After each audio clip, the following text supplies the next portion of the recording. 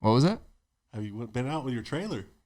Yeah, we took it out to the coast. Oh, nice. We've been out a couple times. We went to Yellowstone, and then we went to the coast at the end of the summer. Oh, nice. Yeah, it was cool. I mean, it was like RV parks and shit, but you know, it was still cool to get out there and shit. But I'm actually I'm thinking about selling that thing. Oh yeah. Yeah, it's not wheelchair friendly enough. Right. Like I probably for like you guys pairs like you guys would be all right, but like my bed height is just it's a bitch ass transfer, and then even the bunk beds when you drop them all the way down still not is a bitch. I can get it on and off like the futon bed, but it's not really a comfortable mattress. Why don't you just put a fucking sling track? It'd be cool, but nah. Yeah, it'd just be a pain in the dick. I think I'm gonna sell it. And also another thing is, what you trying to sell for? we can talk later. Yeah, we could talk later. But Dan's got one full riddled of bullet holes. Shrapnel, right? You weren't actually shooting at it. No, of course I wasn't shooting at it, but like no, because I couldn't hear it because I was shooting steel, so all I heard was a steel ring. Yeah, shrapnel was hitting the side of it. Secondary plink. Dang. Like probably. So it's got rounds. it's gonna have like water damage and shit. No, there's no. It's all cosmetic. It all just dented. Yeah, lucky. I ain't shit. Yeah, no, there's like none of them them actually. Million dents, like 100 dents. Nothing's punctured. If you look at all of them, you just tell them it's rocks. Just tell them it was just from gravel. Bondo it over the top. Whatever. Yeah. Send that shit out. Bondo it. Yeah. That's the Mexican solution. Hell no, I'm gonna tell them I was on a war zone to the fucking fire. Veteran in a wheelchair, they'll believe anything. They didn't give us send us to base camp. They sent us in fucking. I brought this. This is what I slept in Iraq. They're gonna be like this redneck, right? Pulling it behind a Humvee, right? Oh, yeah, or something bigger, right? No, I just don't see myself using it enough, so I don't want to invest in putting a lift in and all that. And then also when I bought it, I was like, the side by side I was looking at the Razor Sport 1000, and that's only like 65-inch wide, and now all the vehicles that I want are like 70, 75, and it wouldn't even fit in the toy hauler. But something like a hunting UTV would work pretty well, or a couple track chairs, you know. Right. You could probably fit fucking like 6 track chairs, or maybe. How big are they making them? Like the dope ass side by sides. Right. 72 to 75 now. Yeah, I'm looking. I don't get honestly, I don't get why people are still buying them, because you just get a Jeep. Buy a fucking Jeep and you can do 10 times more of the shit. Right. Yes and no. A real car too, you know. Yes and no. No, absolutely yes. It's different. It's different. Yeah. Definitely it's different, but I mean, because you can pre-run the fuck out of some of these side by sides. Have you seen the fucking Jeeps that roll down the dunes? Do all that shit and just roll them over and drive off. Right. Yeah. I get where he comes from with the Jeep. Jeep's a pretty good. Oh yeah. And honestly, they have a reputation for a reason. You could buy an older Jeep or a brand new one, but you could be in it like $5,000 in independent suspension, shit that'll climb rocks and do stuff that, you know, the side by side can't. A street legal car too. Yeah, absolutely. You know what I mean? Just drive it to where you want to go. You don't have to load up the trailer to go. I get the argument. That's what I like. But it's also. It's like my buddy he spent $20,000, right, on his side by side. He got the 1500, the not Polaris, the Honda, and I was like, "Are you serious?" He's like, "Yeah, why?" I was like, "You could have been like $10,000 in a Jeep and had badass suspension, roll cage, like everything, you know?" Yeah, and he was like, "Oh, windows and doors." Yeah, you know, and then you can drive it in town because he's always having to drive his truck to go get gas. Yeah, like you'd have just drove in and filled up all your jerry cans. No, I get the argument, but yeah. Oh, yeah. There's just something cool about them. Before we start, you got something to drink that's not alcohol in here? No, but there's water outside. Okay. Yeah. And just to make it clear, we already started. Oh, okay. Oh, yeah. All right. Pee break. Right? Nah, I just pissed. I'm probably gonna have to pee in the middle of this podcast. Right. Oh, I will too. Every time I drink, I'm just like, I stopped taking my oxybutyn. I'm gonna go do another round of Botox and see if I can train my bladder to just hold urine. Oh, I've given up on mine. Like I still cath like normally, but like I just wear a bag because at some point it's just like it's gonna like leak just periodically on its own, whether it wants to or not. So I'm like, just fuck it. So like condom cath.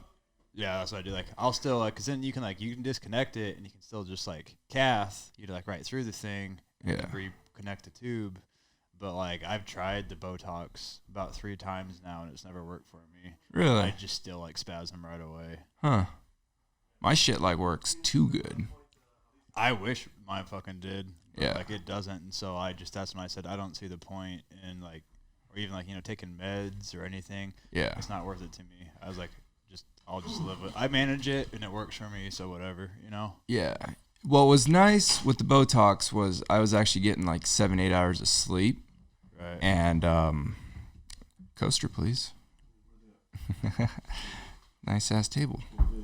But yeah, no, you'd get like 7-8 hours of sleep and get actual dreams, like deep REM sleep dreams. I mean, but I do the same thing with the condom cath. I just spaz out into like a bag. See, I would actually wake up. But now with the Botox, after like 7-8 hours, I would wake up just drenched in sweat. Pillow would be soaked. I could just feel the sweat just beating off my head like it's like a racehorse. Full AD, and I would piss out like 2 liters. I would fill up 2 urinals. Dang, how much you drinking? Oh, dude, I drink like 3-4 liters a day. On top of that's just water, right. And then if I'm having a beer or I don't drink that much whiskey water or whatever. Yeah, that's me. That's my bladder care is just not drink water. It's not a good one. That's not good, man. See, I'm in between both of you. It's like you need some water, but you don't need as much water as they tell you need. And this is actual clinical proven by Dan Watts over here, so. I love water. I mean, you got to pay attention to your own body. Like, I don't fucking believe doctors. Right. I rarely drink soda if it doesn't have any alcohol in it. And I don't do juices or. Yeah. I drink water and I drink beer. I say every now and then I have some coffee. But just like, I drink the shit out of coffee. I drink water to hydrate. I drink beer because I want something else, Yeah, I'll do French press and just fill up that hydro flask. I do the same thing. Use a French press. Yeah, and I'll just be drinking that all day. Yeah. That's crazy, man. Yeah, I'll drink like a quarter of it every 2 hours. I also don't drink plain water. I drink salt water. Salt water's all right. Yeah, that's what I do normally, just because that's the easiest way for me to stay hydrated is getting electrolytes in. Mm-hmm. And then that way too, then I don't over drink water, because when you over drink water like they taught us in the Marine Corps, you just piss it all back out. You don't maintain any of it. Yeah, not without the sodium. I learned that when I did the full marathon this summer. Was taking the S caps, the salt caps. Right. I heard about that, and that's why I started doing research on it. And now I just literally pour salt into my water and drink it like that. I mean, I believe it. Yeah. I get the games every year at the games because there's so many sports that you do over a week. Mm-hmm. By the end of the thing, when I do the Super G or something, I'm literally just sweating pure salt. When you do the Super G, you have to get invited to do that, Jeff. Yeah, that's every year. I know, bro. You are for para when you're doing the Super G against the amps and shit. Yeah. Just to let you know, all the spinal cords, all the quads are rooting for you because we're he's one of us. That's it's the only time we ever claim pairs as one of us. Honestly, my goal is to one day win that, dude. Just because you've never won it. Never won the Super G. Fuck. I mean, there has never been a Portland, baby. There's never been a what class was I in? 3. 2 or 3? I was in a 3, and I wasn't supposed to be because I have no abs. Yeah. So they put me down to a 2. So there's never been a 3 win it, and there's also never been a 2. So as soon as I can win as a 2, and this year, that's the lowest too, because they don't even let the 1As do it. Right. This year or the 1Cs. Sorry. And at the end, so they paired with Spartan Race this year, which was kind of cool. Yeah. So I was like, I'm gonna have an advantage because I'm bulldog strong, right? So I can't beat these guys in quick stuff and jumping over because they got more abs, they have everything. Yeah. All right. So when it came to strength, you got to throw the harpoon, you got to pull yourself up the incline at the end. Yeah. Killed them. I was killing them. And at the end, they had this circle before you're supposed to go up the ramp, but they didn't have arrows on it. And I told them when we were doing the warm up, I was like, "Can you put arrows on it? Because otherwise it's just a circle. Like they don't mean anything to us." Yeah. And they didn't. And so when I went through it, I didn't do the circle, so I got DQ'd. And I mean, my time was 30 seconds better than everybody else's. That's shitty. Yeah, I would have protested. I was like, it's all good, I would have boycotted. One day, especially like I said now with them pairing with Spartan, and bringing in another aspect. Because honestly, so every other year, I literally never had a chance to win because there's like I want to say it's like a 35-degree angle that normally we go up in the regular slalom. Yeah. And in the Super G, they put another ramp underneath it, so they make it a 45. Okay. I kid you not. Like, I got pictures. Steep. Every time I go up Now that and I'm turn thinking sideways, about it, that's hella steep. I just tip over.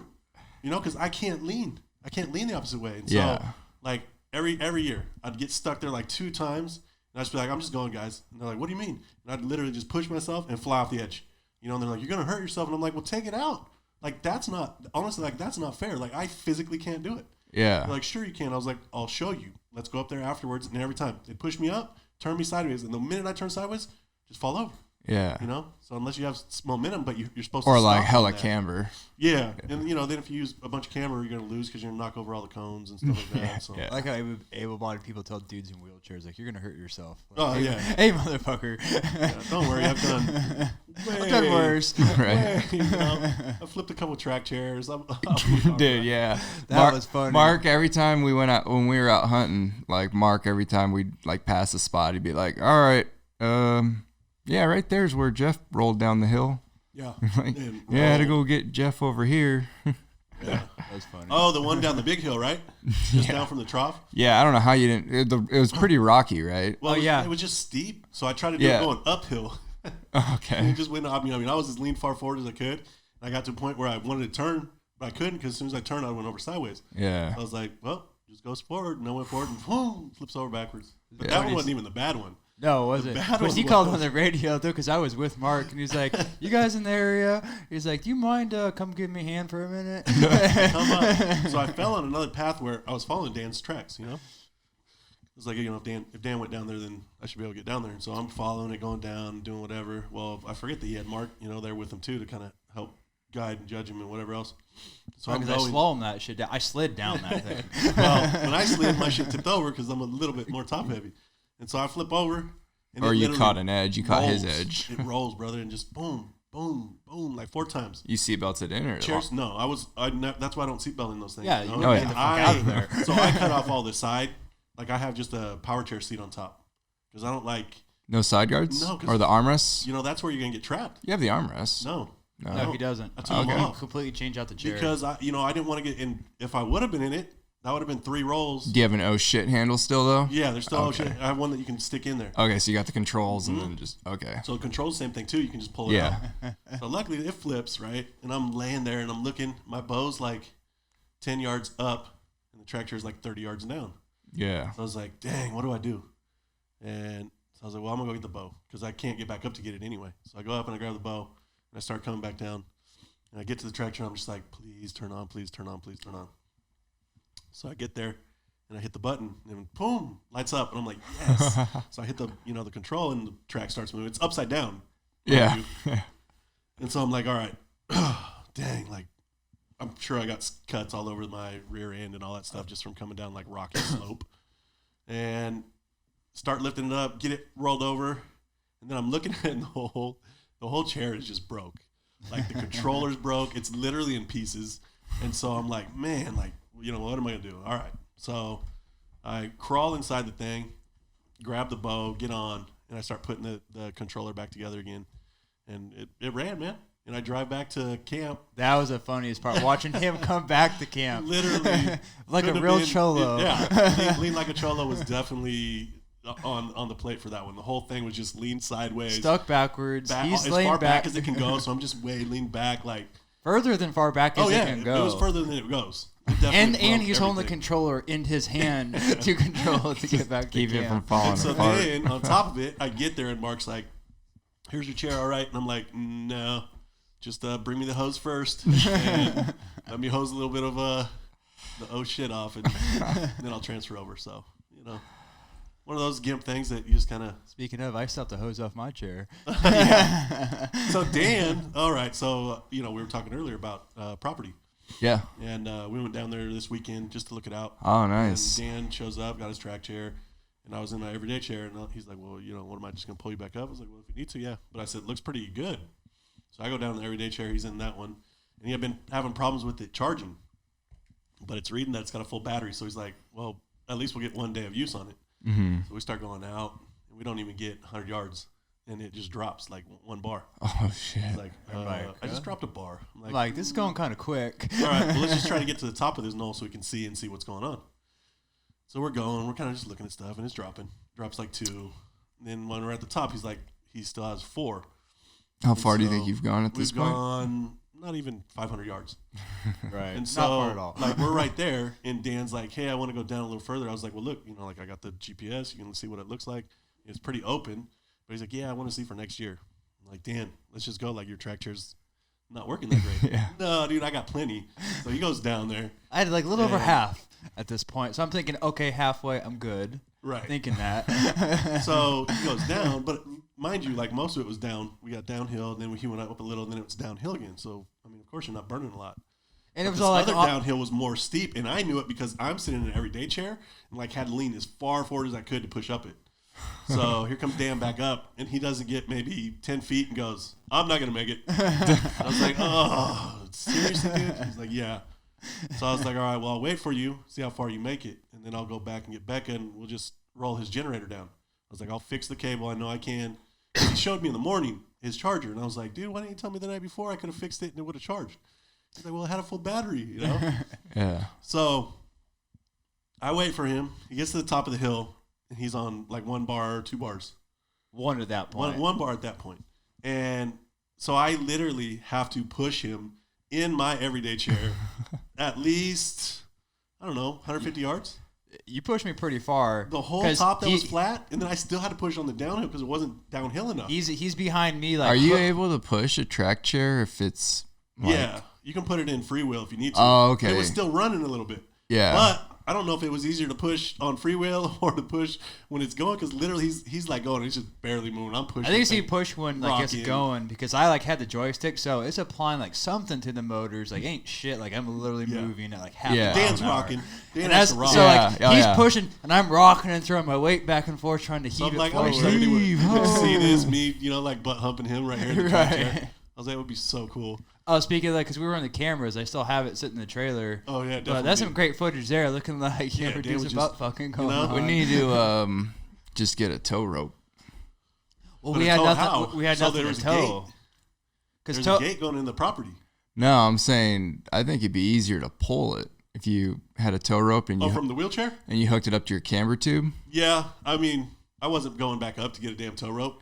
I know. So I would have had to go down and up to the thing. So, I started to go before we even got him all the way down. And I was like, man, I better turn around because Becca wasn't feeling good either, Dan's wife. And so I went back and pushed him down. And when he was almost there, I was like, all right, dude, you can get all the way down. I'm pretty sure. I'm going to go up. And, bro, I got like halfway up to the trailer. And I kid you not, like my arms are on fire, just feeling, I just can't push. Yeah. And I start yelling for Becca. that's a whole nother story. Oh, man. So I'm like literally just screaming top of my lungs. And Dan earlier had said, you think I probably should have told her like 3 shots in the air consecutive means I'm in trouble? You I was thinking, you needed the rape whistle. Yeah. Backstory behind this, so I just built my wife. She wanted a gun, a rifle, so I built her an AR, right? And it wasn't zeroed yet, so I told her, I was like, well, and she doesn't even know how to use it. So I'm like, at some point here in the woods, like, do you want me to, like, I can help you zero it, show you how to operate, blah, blah, blah. And I'm thinking to myself, and it wasn't for us, it was for her safety. Like, if something happens, tell her, like, no, 3 shots, you fire for real quick, lets us know, like, something's wrong, we need to get back to camp. Whole time thinking, I probably should have told her for us. Like, we're in trouble. We need help. I need my other wheelchair. She probably would have freaked the fuck out and because my wife is the heaviest fucking sleeper. Jeff is only like 100 feet, 200 feet from the trailer, like at the bottom of the hill. It's right. You can see it right up there. And he's just he was yelling for 15 minutes. I'm back at. And you got lungs. And I wake up the dogs. They got the dogs with them, right? And so I'm like barking, trying to get Hef to bark. And he finally does. I see him jump off the bed. Oh shit! And so like the whole trailer's rocking. He's barking, and so then I scream at the top of my lungs. Nothing, brother. Like seriously. Oh man. So on the way to it, I was sitting there thinking, man, I should tell her like Dan fell, the track chair chopped off his leg, just some crazy story. You got a para-amp now. Yeah, so I was like, maybe I won't, just because she's obviously so out of it. And part of it was just because, she was just having a really bad morning that day. So then I get back, she takes Dan's chair. He pushes up, and I was like, well, he's got a big old generator now, like try to power a little village. You know how the Marines are. Go big or go home. So I was like, bro, like I told you forever ago to get like one of those little $80 Harbor Freight. You know, it's 900 watts. It runs like 4 or 5 hours on 1 gallon of gas, and it's not as loud. Honestly, it's not loud. But you can take it with you on your track chair. Like make a bracket, take it with you. And so he didn't have it, and I was like, bro, I think it's better because Becca would have had to help me kind of get the generator. And I mean, it's a big generator. Oh, yeah, my generator's heavy. But I'm just thinking, okay, if we get the generator, powers up the track chair, then I can just drag it back with the track chair. Not a big problem getting it back. But still getting it down there was like, I was like, no. So I was like, bro, I'm going to go into Harbor Freight. Like, we're an hour from Medford. I'm going to go check. And so I went That's a pretty good solution, too. And then, yeah, it was cool. So I got back. It was like, I don't know, maybe 4 o'clock. No, you got back around like maybe 5. Yeah. Okay. So I get back, and the sun was just about to set. So it was like 4, dude. Because it gets dark at 4:30. Remember? Because I was saying, dang, like maybe it was. Right, the sun had just dropped below the horizon, crazy, so it's starting to get dark like really quick. So we take the little one down and go and put it down there, put the gas in, put the mix in, start it up, starts fine. And the first time Dan plugs it in, again, the Marine, he's just like, like it will go in. And I was like, bro, like you just pulled the cable out. Like you have to finesse that in there and hold it while you put the other end in or it pushes it out. You know, I was like, I fixed it, but I didn't have soldering tools and you know what I mean? Like I'm not actually engineering this thing. And so we get it going and then we just went back up to camp, chilled. It got super, super cold, man. Dang. It snowed that night. I told him 4 inches. It's been cold, man. Dan's like, you know, my dad said there's a storm coming through. I was like, well, are you scared or what? Like I got a forewarning. No, I'm just like forewarning. Right. Just let you know. I think we're gonna get snow. It's gonna get rough. Things are gonna get rough. And, you know, I mean, if you have the gear, you take the gear, and so you're not really worried. Right. I mean, at least I do. Not worried. Oh yeah. And prepared for the worst, because unfortunately, with my luck, it usually happens. Right. So, yeah, man. What's your plan with this property? Because it's quite a lot, right? It is 460 acres. So we're gonna hunt. We're gonna try to invite other veterans, you know, up to go hunt it too. You know, we're starting 2 Gimps Outdoors, and so you know we're really wanting to make that push and put that on and get that out there for people to see that you know it doesn't always just like you guys. You know, just like you where you're traveling now doing the quad road by yourself. You know, I want people to see that you don't always have to take somebody, and it may be a pain in the rear end. Right. But I tell you, the ultimate, like when you, 3 years ago, I killed my first whitetail in Texas by myself. Mm-hmm. Like I'd never, before the injury, obviously, you know, that was a different thing. But since the injury, I'd never killed an animal by myself, hauled it out, gutted it, you know, all that kind of stuff. And so I killed a whitetail doe down there. And I mean, I was just, the excitement, brother, was just like, there's nothing like it. Yeah. Because you just now, like I felt like that was ultimately, I wasn't disabled. You know what I mean? Mm-hmm. And that was the pinnacle for me because, you know, I love hunting. I love going out there, just being in the woods. Did you grow up hunting? Or was I did. Absolutely. Okay. You know, so my dad taught us hunting, taught us all that stuff. And, you know, it was just, for me, it was the full circle. You know, I have my path from Navy to injury to where I'm at today is probably one of the longest paths you'll ever find in your life. You know, and one of the most interesting. So, yeah.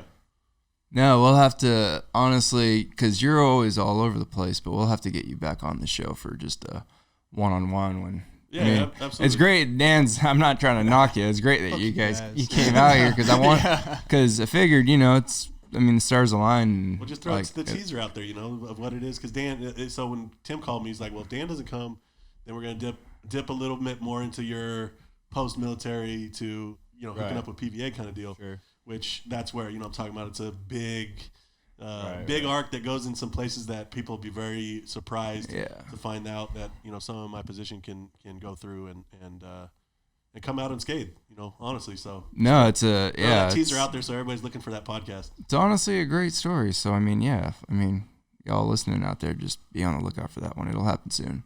Go. Once I catch up with you. Right? Well, you know, the problem is not that I travel so much, too. It's, you know, I mean, you're always gone, too. Yeah, exactly. So, it seems like we always miss each other. You're like, hey, I'm home for this. And I'm like, yeah. No, I'm gone for that. And it's like, I don't celebrate Kwanzaa, so we're going to miss each other there. What are your big plans for, like, the next month? So we're on the road. Yeah, so that's what I hear. As soon as Thanksgiving hits, the day after, we're not Black Friday. We're Black Pavement. Right. The pavement going down south. We're gonna go all the way down through California and head over to Texas. So as a disabled veteran with more than 60% disability, service connected, Texas gives you like 7 deer tags, 4 turkey tags, a redfish tag, and a free hunting license. And, your free hunting license. Everything's free. You don't have to be an in-state resident. So there's only free hunting. I want to say there's only 2 states that do that. That actually do. That give you everything. There's a few other ones that do, like Missouri, Washington. That if you're 100% service connected, they give you in-state prices. Okay, so like we'll be able to hunt Missouri for $19.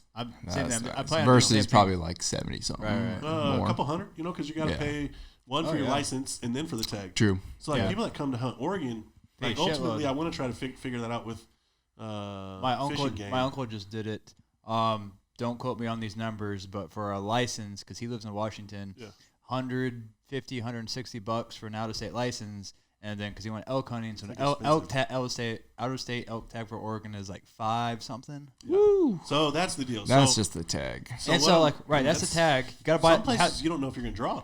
Yeah. Right. You gotta buy a license just to apply to put in a tag. You don't know if you're gonna draw. Right. Yeah. And then you pay in all that money, and it's like you're not guaranteed an animal. And as you know, we started out with Mark Jarvis, the Jarvis family, and out there at the Jarvis Ranch. Great bunch of folks. Yeah, absolutely. He takes veterans all the time, and so we just kind of hooked up through, at the time, Oregon Disability Sports. I don't know if it's the same or not. I think it's Oregon Adaptive Sports. Adaptive Sports Northwest. Oh no, not this one. OAS. Okay, OAS, there's something else. I believe too? There's something else now. Okay.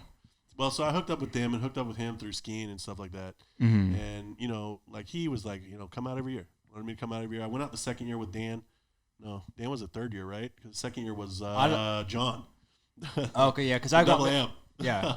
No, me and my wife came one year. I don't know which year it was for you, but we've done it once with you. John was, that was a great deal, just seeing his face when he, finally killed something. He's a double amp on the right side. So he has all his left. But the crazy thing, we didn't think about some of the How things. much of his arm does he have? His arm is like maybe the elbow, but his hip, he's up to the hip. That's the problem. Yeah. He has no butt, and we didn't think about that.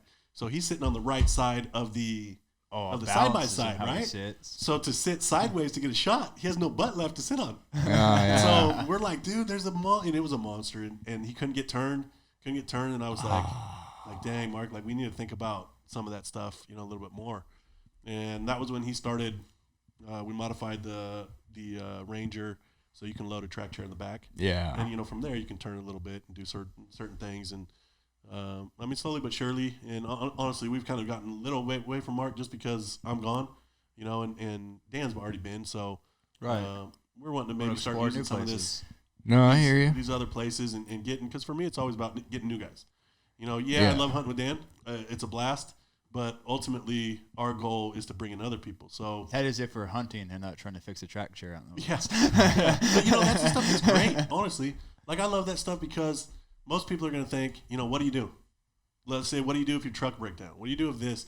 I've so many times been on the road. I was driving a 84 Chevy, GMC, take it back, Sierra. Yeah. And diesel, it was a nice truck, but the old brown one, right? Big brown. Throwing bands and stuff like that. And so I would literally be underneath the truck, my chair's just laying there in the front. And it's funny because, everybody always asks me about being in Mexico.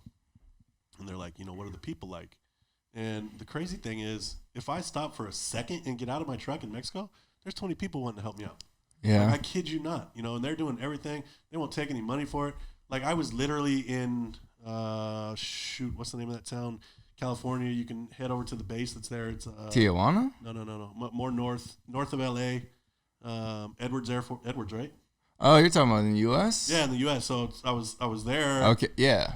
I don't remember the name of that town, but anyways, it's a pretty big town, and so I stop at the gas station in the Walmart, in front of the Walmart. Everybody's coming by. So I'm like, okay, somebody will see my chair, and I don't need them to help me. I don't need them to be under their grease monkey. I just may at one point need a turn of the key. Pass me some different tools, just something like that. Literally 2 hours, brother.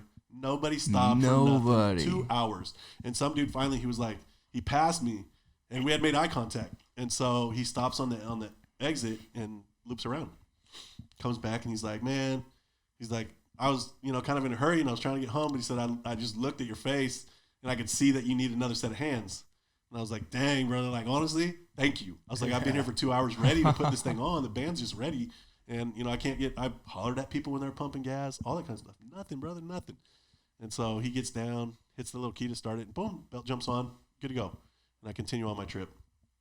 But seriously, it's one of those things that's why for us, we really wanted to show people that, don't let that hold you back.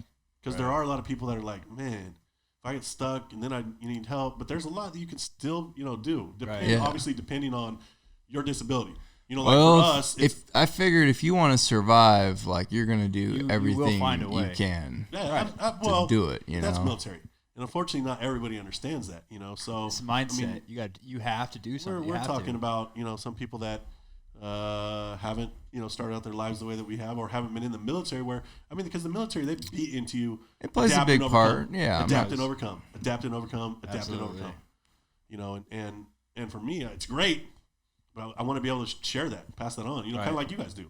You see you guys over in other places, spreading the word, and it's not always to the vets, but it's still getting that word out and doing things. So. No, I get it. So you guys are hitting the road, and where are you guys stopping to? So Dan's got his trailer. I just tinted. Like I had a trailer, I adapted it. It was cool. I used it, but I'm not a trailer guy. Like I love. He's also single. That too. So I have a wife and 3 dogs. I tell people now, like my superpower is I don't have a wife and I don't have any kids. Yeah, it's fucking seriously awesome living. And so we're gonna stop. Dan's going down to California, almost to Sacramento. I'm hoping to get across the pass tomorrow, but right now it's just horrible whiteout conditions today. Damn, it's early. And so if I don't make it, I'm gonna wait till Friday. Right, because also Friday's supposed to get cooler, and Dan's new at Paul and Trailer, so I was like, dude, if we have to, we'll just meet up, down by the casino, Seven Feathers. I'll hook up and I'll take the trailer from there. You have trailer brake on that thing? Yeah, I threw one in the truck. Yeah, you got to add one. You don't have it? No, I had to add one in when I went and picked it up. Yeah, because like your diesel probably came with one, right? Both my trucks did. Yeah, no, mine didn't come with one, so I had to add one. Okay. In. Yeah, that'll help a lot. I mean, you have to. You can't drive with fucking out it. Yeah. So you can. If you're dumb. Right. Especially in the snow. Obviously anywhere else you're fine. But so you're not really. I mean, once you've lifted them, put tires on like Dan has, you need all the extra braking because Dan just had to replace all his brakes and rotors and all that stuff. Right. But so we're gonna stop there, California, outside of Sacramento, and we may go down. I haven't decided yet if we're gonna go down to El Centro, like the Naval Air Facility. Now I think they call it. It's like out in the desert. Yeah, it's all the way down at the border, so it's just above Mexicali, Mexico. Mm-hmm. But they have a beautiful RV park, and it's $20 a night. Yeah. So you can't really beat it. And then from there, just head straight across the 10, the 8 over to the 10. Also we should pass through like near Pendleton because my parents are down there right now with my little brother. Serious? He just got back from He's having surgery on the 4th, and then he's coming home for like a month, so we should go see him. Do? Is it a widening or a lengthening? No, he's I can't remember the name of it. It's brachial plexus paralysis or something. He's got like a pinched nerve in his neck, and he can't use his right side. For real? Like he says he can't even do push-ups. Like his right arm has no strength. From they think he's in the Marine Corps, so too much gay sex. Is that what you said? I said too much masturbation. Oh. They didn't give enough leave time. I'm assuming probably being a girl out and always wearing a pack and never putting on the fucking belt strap is probably from all the weight on the shoulders. Because that's what they said. They gave him, 2 options. It's like you can either do the surgery or just do PT. But the PT has a way too long of recovery time because, no surgery, and it's going to take him 6 to 7 months. And he just re-enlisted and is supposed to go to some new school or whatever. And so he's like, no, fuck that. What school is he going to? Some like an advanced infantry thing. He's nice. It's how the Marine Corps is working. The Marine Corps is like rechanging around the infantry and like the fire team and the rifle squad and everything. So he's doing the same thing, but they like given it its own MOS now. So like squad leader has its own MOS. Okay. And so he has to go to now like squad leader school MOS. Yeah, or but then some shit like you that. become like an 03. I don't, like I said, I don't know. I gotta talk to more. Not, like I said, it's weird shit. Like I don't kind of know why they're doing it because it's the same fucking thing, but just like it might be you know what bureaucratically. You know it's what like it might be different on though. paper. It might be to help with the cutting scores. I don't know. Where if you put all the squad leaders into one thing, because our fucking You're promotion cutting system was kind of everybody, weird. yeah. Yeah, instead of considering everyone like an 0311, like you now you got like squad leader billets where those guys can advance higher versus competing against. He said it's something like that. It's Yeah. just for the squad leaders. I get it. So he's going to do that school, and so that's why. That's killer. So he just re-upped. Oh yeah, he just he's telling me a funny story. Not that he has. Wait, this is round 2? Yeah, round 2. He just re-upped. He just picked up sergeant, and it was 2. He was in they're on the Mew for where was it, Australia? Maybe it was Thailand. I forget. They pulled in the port somewhere, and he got himself into some trouble. Of course. And so That's why you don't put Marines out on the ship. You know, got himself keep them away from people too long. Right, got in trouble, and then so pretty much had to go. His punishment is him and his other buddy had to like do a PowerPoint for their unit about leadership and stuff, and does it, and then picks up sergeant right then and there, same time. So he was like, instead of getting NJP'd, here's your punishment. Yeah. Oh, we're gonna pin you, and make you a sergeant anyways. I was gonna say usually that ends with like a ninja punch. Do you get to say what it was, what the trouble was, or You don't is have that to. classified? No, it's not class. OPSEC. To be honest, like from what he told me, most of it it's the way military works. Is having a battle buddy. Your battle buddy does something a little bit stupid, True. and you're in trouble with him now. True. So that's kind of what it was. All right, we'll buy that for today. Can you hand me another beer there? Yeah. We'll definitely let that slide. But yeah, no. So where's your guys' like final destination? You think? Georgia, Atlanta, Georgia. Okay. So we're gonna hunt just outside of Athens, right? Yeah, just outside of Athens, Lexington for Georgia, but we're gonna hunt in Missouri, down the Boot Heel, out of Hornersville, and I have some family down there, and there's some That's the name of it. I couldn't remember. good public lands down there. Where in Georgia would that be relative to? East of Atlanta. Okay. Yeah, just like So an more hour north. more towards the coast, more towards South Yeah, Carolina. we're still quite a ways from it. Yeah, you're close to South Carolina, but Okay. far from the coast. So, and the guy's got 1,000 acres. Down there in Georgia is Because they have really it's pretty good much hunting laws. all private property. Yeah. So they have what are called hunt clubs. So this guy has 1,000 acres that are just for hunting. They have like 2,000 acres. They have Angus. They do Angus cows and stuff like that. And so down there, it's a tax write-off if you open a hunt club. Okay. And so there's an organization down there that takes veterans out, and that was where I met my buddy. And then just from there, we like clicked, man. And I went down there for turkey following that. And How long do you think you're gonna be in Georgia? I've been in Georgia for I don't know, at least 3, 4 days, 5 days, just depends, So as long as Dan's, I might be there for 2 weeks. Yeah. I don't have. Well, I'm gonna anything. be in that area in You're gonna be January. in Birmingham, right? Well, yeah, I'm going to tryouts, but probably right after Christmas. I think I'm going to take, actually just before New Year's, I'm going to take off and hit the road because we had a bunch of tournaments in Florida. Oh, okay. I got a bunch of friends there, so a place I can stay.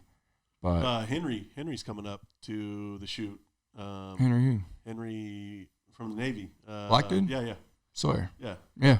Yep. No shit. Yep. So he's I gonna would be there. not have taken him for a hunter. Ryan was wanting, so he's never been hunting, So Lindstrom? no, Lindstrom. I don't know. I think Lindstrom also hasn't been hunting, So he wants to go. And the dude, man, it's Trey Lovin, and his dad's John Lovin, Gin Flow Farms. They got a and good 3 documentary Gin. out too. You can look them up on YouTube. Oh, no shit, really? Absolutely. His dad, he's been a chicken farmer since before chicken farming was cool. And Send me that link. I will. They I'll were just find it. outside. Yeah, of I'll put it on the description of just the outside podcast. of Atlanta, and we're there for I don't know, first 18 years of Trey's life, and then they moved out a little bit further out, and his dad's got 10 chicken houses, and Trey's got 4. His brother-in-law's got 4, but it allows him to be able to give something back, and it's just been cool. So like this year, me and Dan, we went last year. I normally after the first year, I usually just try to mentor. Like I don't want to take anybody's spot or do anything like that. Yeah. And so Dan, we're gonna do the same thing. We're gonna get down there early, so we'll be able to hunt. Like maybe a day before, 2 days before. Try to get some pigs or something like that. And then when the group comes in, we're gonna be mentors. Send a link to me. So we're gonna go down there and mentor the new guys, new people coming in. That's dope. Pretty awesome. Yeah. No, I would like to link up with them because after, well, like later, like hunting season 2020, hopefully by then I will have a full-size Ford Transit van that's going to have a bed in it I'm going to be able to live out of. Okay.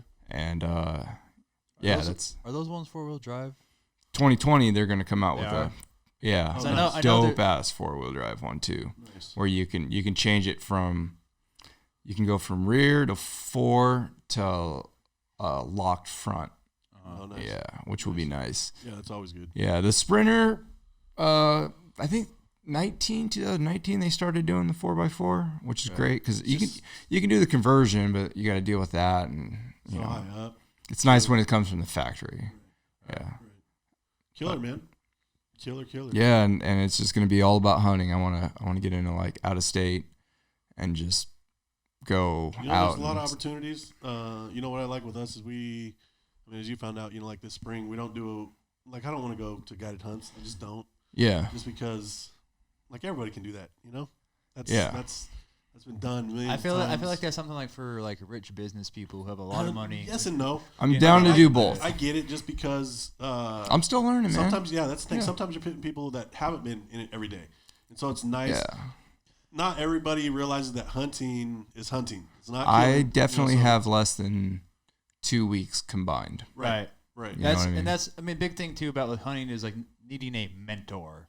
Whether it's somebody versus somebody like you pay, like you need a mentorship and somebody that you click with, to where you're Mm-hmm. gonna bring them out. It's gonna be a good experience. Because honestly, like I said, hunting. What I love about hunting is it's hunting. It's not killing.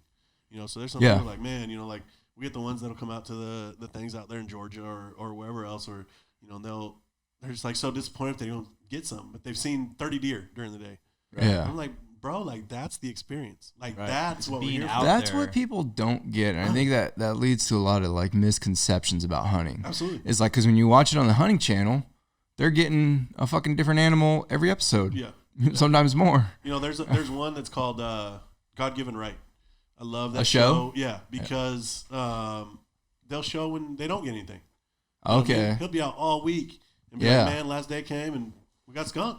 Meat Eater. There's been a couple episodes where they don't get shit. Like my dad tells me because I grew up hunting just like Jeff did with my dad, and he's like, my dad's been hunting elk for 50 years, and he says like he every year buys a bear tag and a cougar tag, and he taught me to do the same thing. Never gotten one to this day. 50 years in the woods, and that's the point. It's not about coming home with something. It's about going and looking. The experience. The experience is. It's almost like, I hate to say it like some religious, but it's kind of cleansing.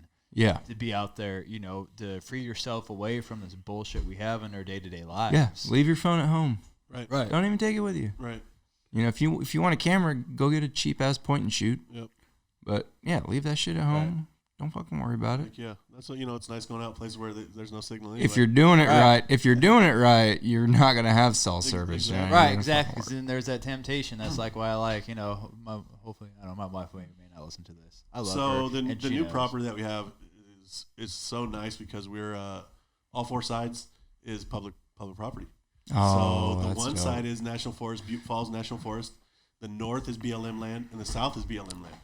Is it buildable? Like, east. could you put a cabin on it? No, we're just renting it from Weyerhaeuser. So Weyerhaeuser rents out their properties when they're not harvesting. Oh, I thought you bought this. Yeah. No, you can't build on it. You can look and find stuff, but honestly, for what I want it, just to hunt. Yeah. Because then you're done in a I year. paid $500 a year. I'm just saying, maybe not necessarily like plumbing or anything, but just.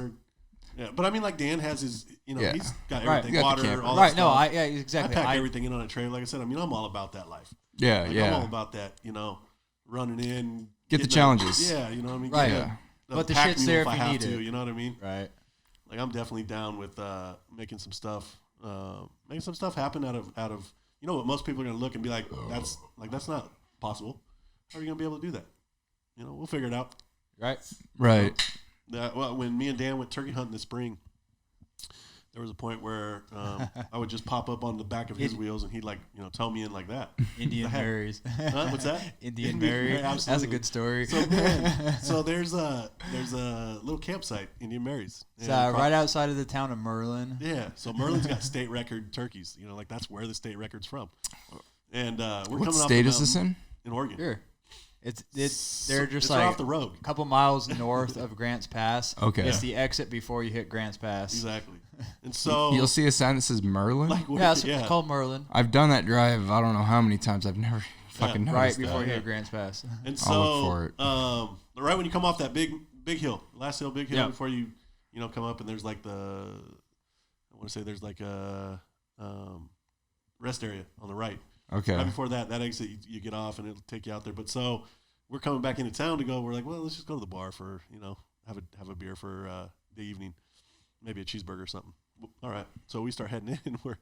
We're coming up to this campground, and brother, on this campground, there's like turkeys galore, monster toms. This campground is one of those like preserves. Yeah, the nice preserves. You know, it's got trailer hookups. It's got little Kwanzaa Wow. huts. But turkeys everywhere. the turkeys are wild. They don't stay there. They don't nest there. So they cross the street. Chilling. They cross the safe. street to They know National they're safe Forest.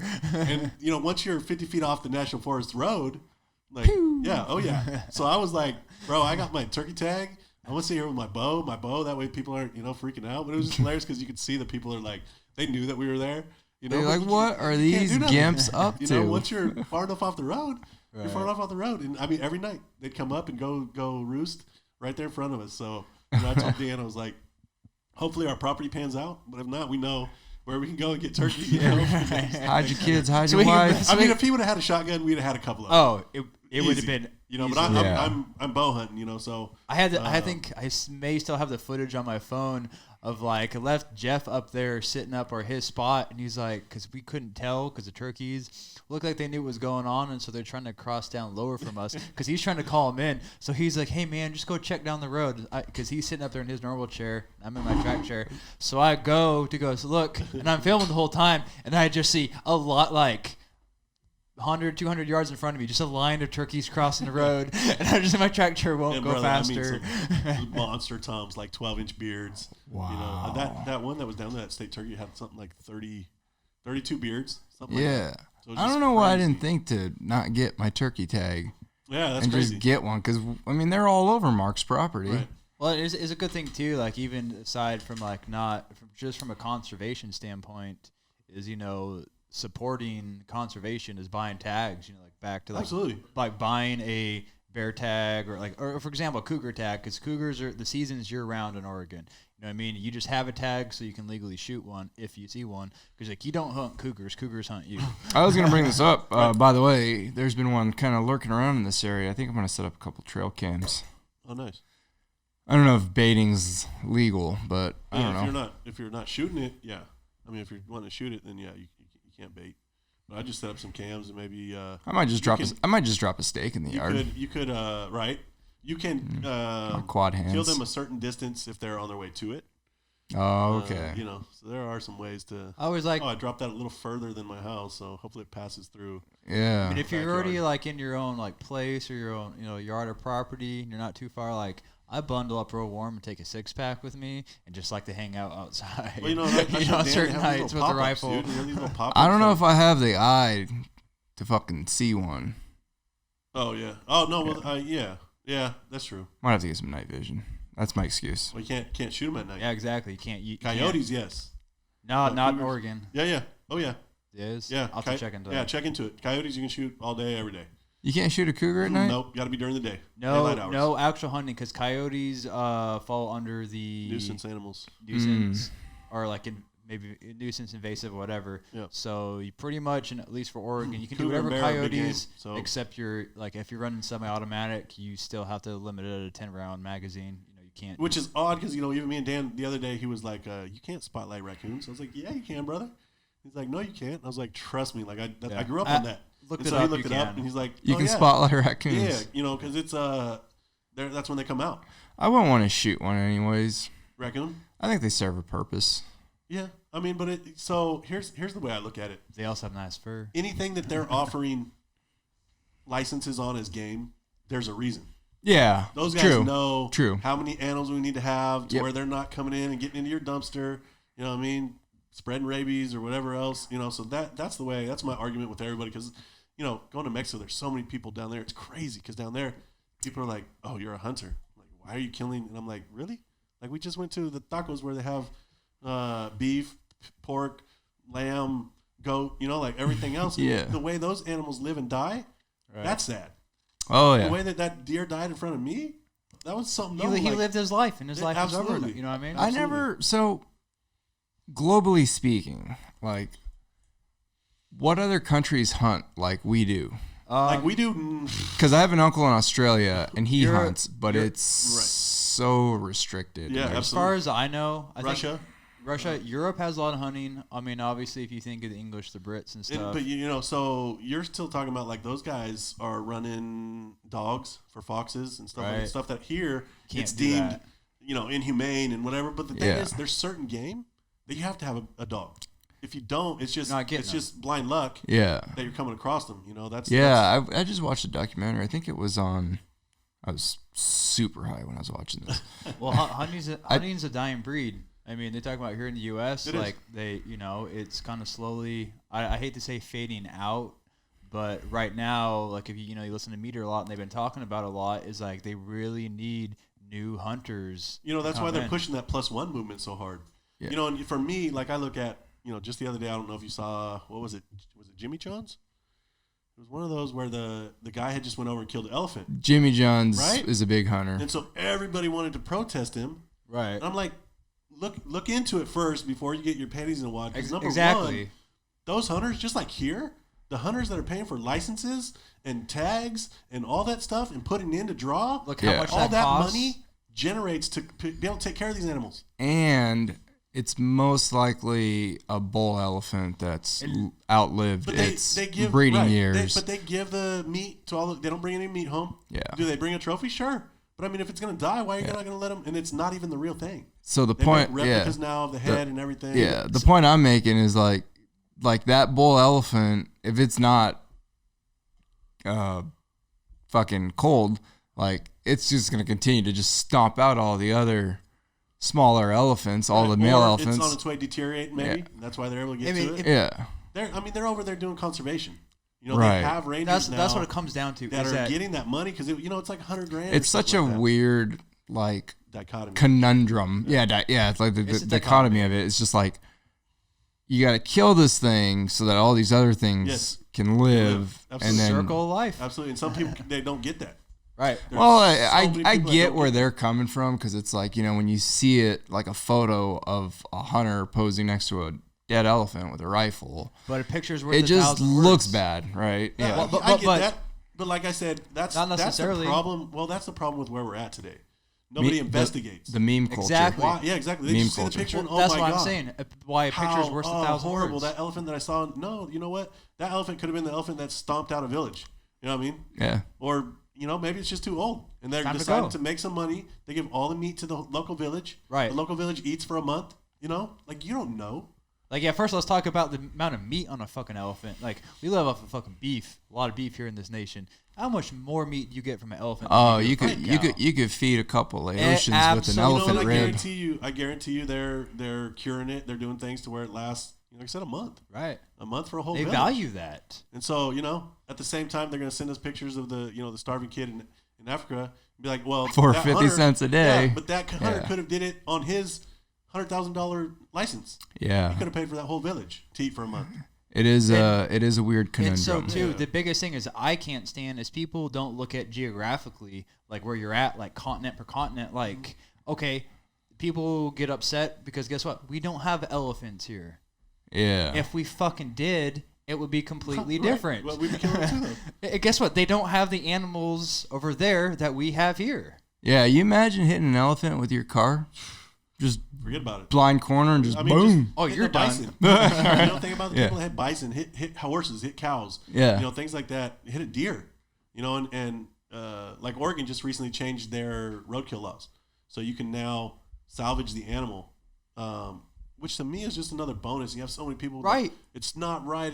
Trust me, nobody's swerving their $60,000 truck to hit a deer. No one's trying to hit the deer with their when car. you can get the tag for $25. I might do it for the right trophy elk. You know, This thing was an albino. yeah. Then you gotta hope that you didn't break any antlers or whatever else. Right. You know, it's just one of those things where It's a waste if it's not being you used. just have to look at it. Yeah, is it going to sit there and rot?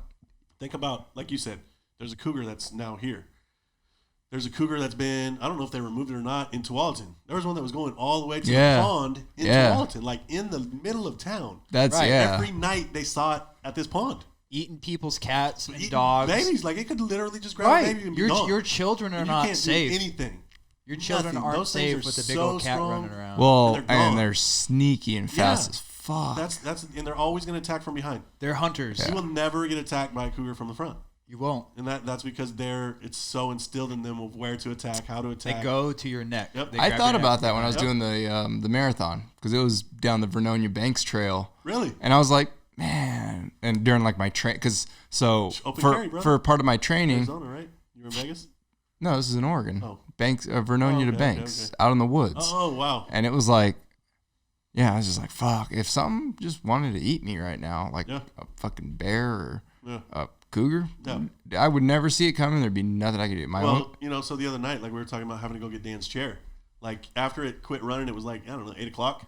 It's And I was dark. like, Hef Pitch had black. been My alerting. dog. He had been alerting to something out in front of us. yeah, You know, I'm shining, spotting, don't see nothing. And I was like, He's upset. Dan, I'm gonna go get your chair tomorrow. He's like, I want to go out there in the You dark know, right now. There's nothing that I could do going out. You're not safe. You know, it's not a good situation to go out there, you know, like that in the dark. And, you know, unfortunately, we woke up and there was 4 inches of snow. that's a good decision. I think. No, you know, it's been a joy.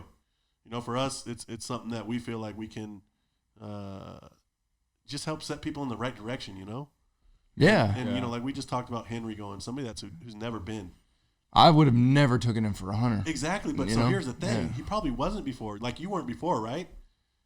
You I weren't a hunter was before. always interested in it, Right, but but you know, I you never had didn't anyone that grow would up want to doing take me. it. Yeah, Well, I can either tell did I. you- I can tell you Yeah. now, in the position that we're in, the moment that you harvest a deer, and you're like I did that. Like I fed my family with this rifle. That's like set in I stone. fed It this changes family you with this completely. bow. Like, Yeah. I mean, that's just straight testosterone. Like, Well, I think it man, feeds. I think it. I'm gonna build a fire with the stick. Yeah. No, I mean, doing stuff like that, I think it's just like we're wired to do certain accomplishments like Right. that. You know, like harvest an animal with your Absolutely. hands. Take care of your family. Yeah. We're wired to take care of family. How many of us can do it as Gimps? Not a lot. You know, there's really not a lot, 2%. if that. You know, because are you really taking care? Like, how hard it for me or for Dan or for you? How hard would it be to just change a diaper? Like, I can't get over the top of the That's baby. a woman's You job. know? All right, we're gonna be getting some definite calls and comments I'm on that. totally down to get sexist tonight. Hey, you know, that's part of the reason why I'm in Mexico. Mexico is so patriarchal. You know, and I honestly I love it. It's a good thing and it's I a agree bad with thing. it. Absolutely. Yeah. But you know, like for me, I'm like, that's kind of me. It's kind of me. I want my woman to Such a misogynistic thing to say. I'm gonna get it. But But I don't mind it because it does say something about Latina women, absolutely. which has Right. been kind of my flavor for the past couple years. Very true. So Very true. Well, I can tell you, there's a lot of those down in Mexico. So whenever you find some time to head down, I've been waiting for the invite. they're there. It's open. I've been waiting for the Open invite for everyone. Dan just went down. Dan Yep. and Becca went down to Hermosillo. Yep, we're We down there for spent, anniversary. Spent a week down 4 there. days on the beach. Would you in the recommend Gulf. driving? Yeah. Would I need you Yeah, to we're meet? coming- we're Would I taking need our you to meet me trailer at down the next time. At border? the border, no. If you were wanting to I'm drive good to all the way go. down to Jalisco, yeah. If we're driving to Hermosillo, no, come down. Good to go. You know what I mean? Good to go. I got everything Yeah. accessible. That's another reason why I want to get the Transit. Is Sprinters only come in diesel option. I'm gonna get the gas one. Okay. How tall is it? What you'll have to do is send me like measurements. You know what I mean? Yeah. If anything, you might have to unload on the street, and then we'll back your something into the. I got 2 carports there. Mm-hmm. You know, but that's about it. Yeah. Dude, we stayed 4 days. It's gonna be taller than my truck. Okay. Well, our trucks are It 6-inch lifts with the 3-inch body lift. So they're 9 inches of lift. And it fits comfortably? It fit like just perfect in Just. their wrist. Okay. Like, literally, it could go up. I couldn't open it all the way. I had to watch, even folding down the mirror. Yeah. It would stop right there, and I'd literally be like this far away from the... I'll have to get you some measurements because I might end up putting a roof rack. Well, it's going to have an AC. Okay. So, yeah. How are you going to get to your roof rack? Not me. I'm going to search. But were you just talking about you want something that's right. You can, Yeah, but I'm going to throw like an oh shit kit up there. Just do a trailer. Do one of those little... Yeah. It's like the little motorcycle, right? No, I am. You know what I mean? No. I'm gonna get a small trailer that I can tow. I want to be able to tow my track chair and my off-road hand cycle that I'm looking to get. Talk to Kev. Yeah. You see that little? I haven't seen it personally. He's seen me, or he sent me pictures. It's badass. So he did his own all it is one of those teardrop. It's sleepers. a teardrop. Right. Teardrops. He did it all himself. Yeah. And it's pretty dope. Awesome. Yeah. So something like that is just custom. It's like, these are the dimensions we want. Let's do this. Right. Then you have that. Yeah. I looked at doing the trailer or the teardrop, but the problem would be I wouldn't be able to haul a track chair or anything because I got the canopy on my truck. Oh shit. Why wouldn't you be able to haul a track chair? Make a bigger teardrop. I looked at that too.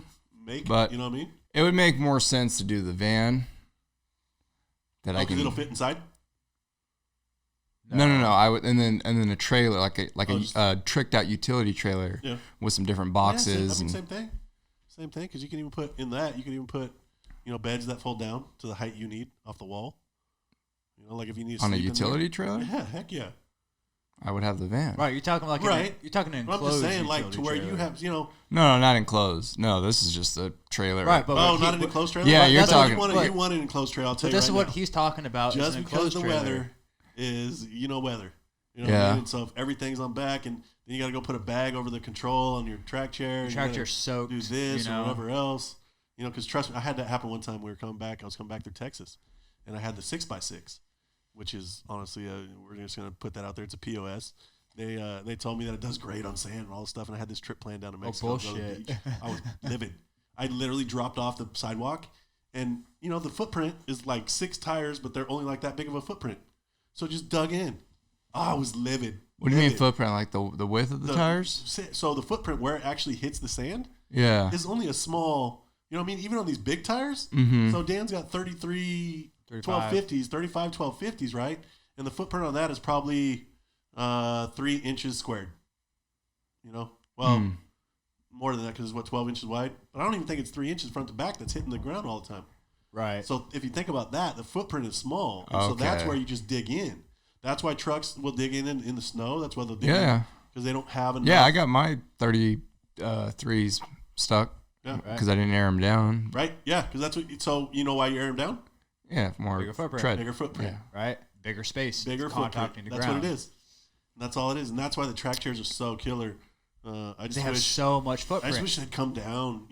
I get it. It took you a while to start it. But just think about the people that you're doing it for, right? Right. Yeah. The most taken advantage of, I should say, because, just like you're talking about, having to get a vehicle that's adapted, having to get a house that's adaptive. They don't do that shit and be like happy and do it for free. There's some for us being veterans, but everybody else, no. They're like survival of the fittest. And right. You know what? You have to have that. I'm going to charge you 5 times more. Right.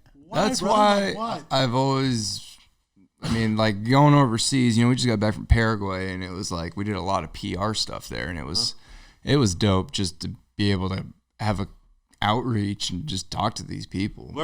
Speaking of that, where was the invite? That's like Latin country, Paraguay, Mexican. They speak Spanish. I found some new translators, man. Joel, and Leanne, and the whole Rodriguez Torres family. From Tim anymore. Yeah. He used me one time in Bogota. I'll get you in on the next one. He got you there, not me. I don't speak Spanish. Yeah. It's well, Joel could have invited you to Bogota. Yeah, they went there. Yeah. They went there in August. Yeah, but you guys sent a team. Just let me know. It was a small car. I'm not even saying, here's the thing. I'm not even saying you guys pay for we pay for all our trips. Yeah. All of our pit trips come out of our pocket. Right. It wasn't like in 2016. Yeah, I like mean, it I wasn't get a big. The But I would, Paraguay thing was a small cadre. I was getting messages from everybody down there. Where you at? And I was like, well, I don't play. You saw that I don't play. Oh, you're talking about Colombia. Both in Paraguay. All right. Because the Paraguay team went. We'll get you going on the next one. Colombia too. Yeah, I mean, it was all self-funded. We should. I should have invited you. Oh yeah. Now that I know you're interested. I mean, I'm down anytime to go. Where I have that relationship. I don't know if you remember the jousting for my shoes that I lost to the Triple M from Colombia. Smoked. I mean, look, I was like, oh, it's his left hand, but it's his only hand. That was not very smart. He had all his body. I was a little and bit the reach, inebriated. because I mean, Triple M. Yeah, he just leaned forward and just rocked me twice. So the first time, I was like, all right, like I'm not gonna, because the first time I was kind of like loose, right? And I was like, man, I'm gonna go into this one. Oh, that was the worst idea, because I went back even faster.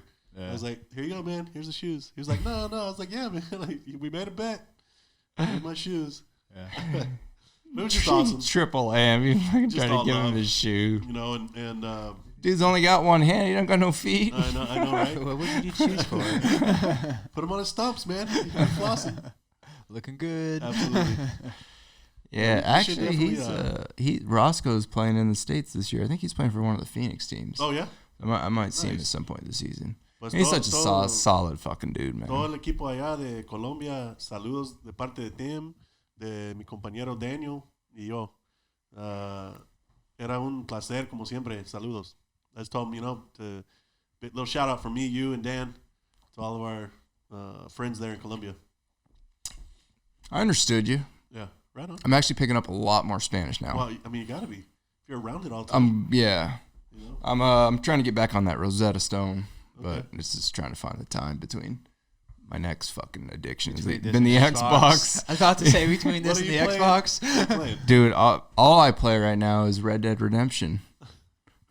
Just being a cowboy and just, dude, Hey, man, if you might be a cowboy, I don't think there's anything better, man. I finally advanced the story, and I mean, for the last month, I've just been hunting and fishing and That's awesome. just going around, just riding horses, That's cool, just man. robbing folks and So we, growing a beard because I can't do one in real life. right. when we came No, up, I maxed out my beard. I kept taking the hair tonic, and I fucking look like Dan. well, when we came up from Mexico from Dan's trip, we camped right there outside of Nogales. It is called Peña Blanca. Is that just south of Tucson, right? Yeah, Nogales. hour south of Tucson. Uh-huh. Beautiful. I mean, it's such a beautiful country. They have javelina, all that stuff. I mean, it was such a relaxing. And you're like, Wild Wild West. I am in. I've Wild never, Wild West. so I've only ever been to the resort towns. Right. But from what I hear, the spirit of Mexico in those, I mean, it's like Texas, Oh, absolutely. All right. but all But up more. in, yeah. So Right. as soon as you go south of Tucson, it's kilometers. Mm-hmm. The road signs are in kilometers. That right there tells you. Right. As soon as you get down into all the stores down there, the first thing they speak to you is Spanish. And if you're like, then they go switch to English. That may be pretty broken or whatever, but Yeah. and it's just such a cool area. It's desert. Have a nice lake, and they made it all accessible. So there's Oh yeah, that was Oh nice. shit. there's two big old docks, Right. aluminum docks you can roll out. They're Go floating right docks. to real easy. out there and Get finish. down from a chair. We met up with a couple Marine Corps veterans. veterans. What are you yeah. fishing for out No, there? veterans. No, they were active duty still, right? Yeah. No, they're Marine Corps vets. They're out. They're both out. You're not They're both supposed. out? Yeah. From when I was in, you weren't supposed to go to Mexico. No, we weren't in Mexico. We're in Nogales, They're Arizona. both out. One. Oh, so there's both, right? Yeah. Yeah. So there's both, and so we're on Nogales, Arizona, Yeah. and these guys were cool, and we just started talking. And Is that talking the about- place where they do an annual volleyball thing over the fence? I don't know. There's one border I know town. in Tijuana they do birthdays once a year, and so Yeah. everybody can bring their cake, and they, and honestly, for me, stuff like that's cool. I just part of the reason why I'm where I'm at is I don't like where we're at in America. The crazy thing is when I signed up 20 years ago, what are we in now? 2019? Yep. 19? 21 years ago, I signed up. February 10th, right? 1998.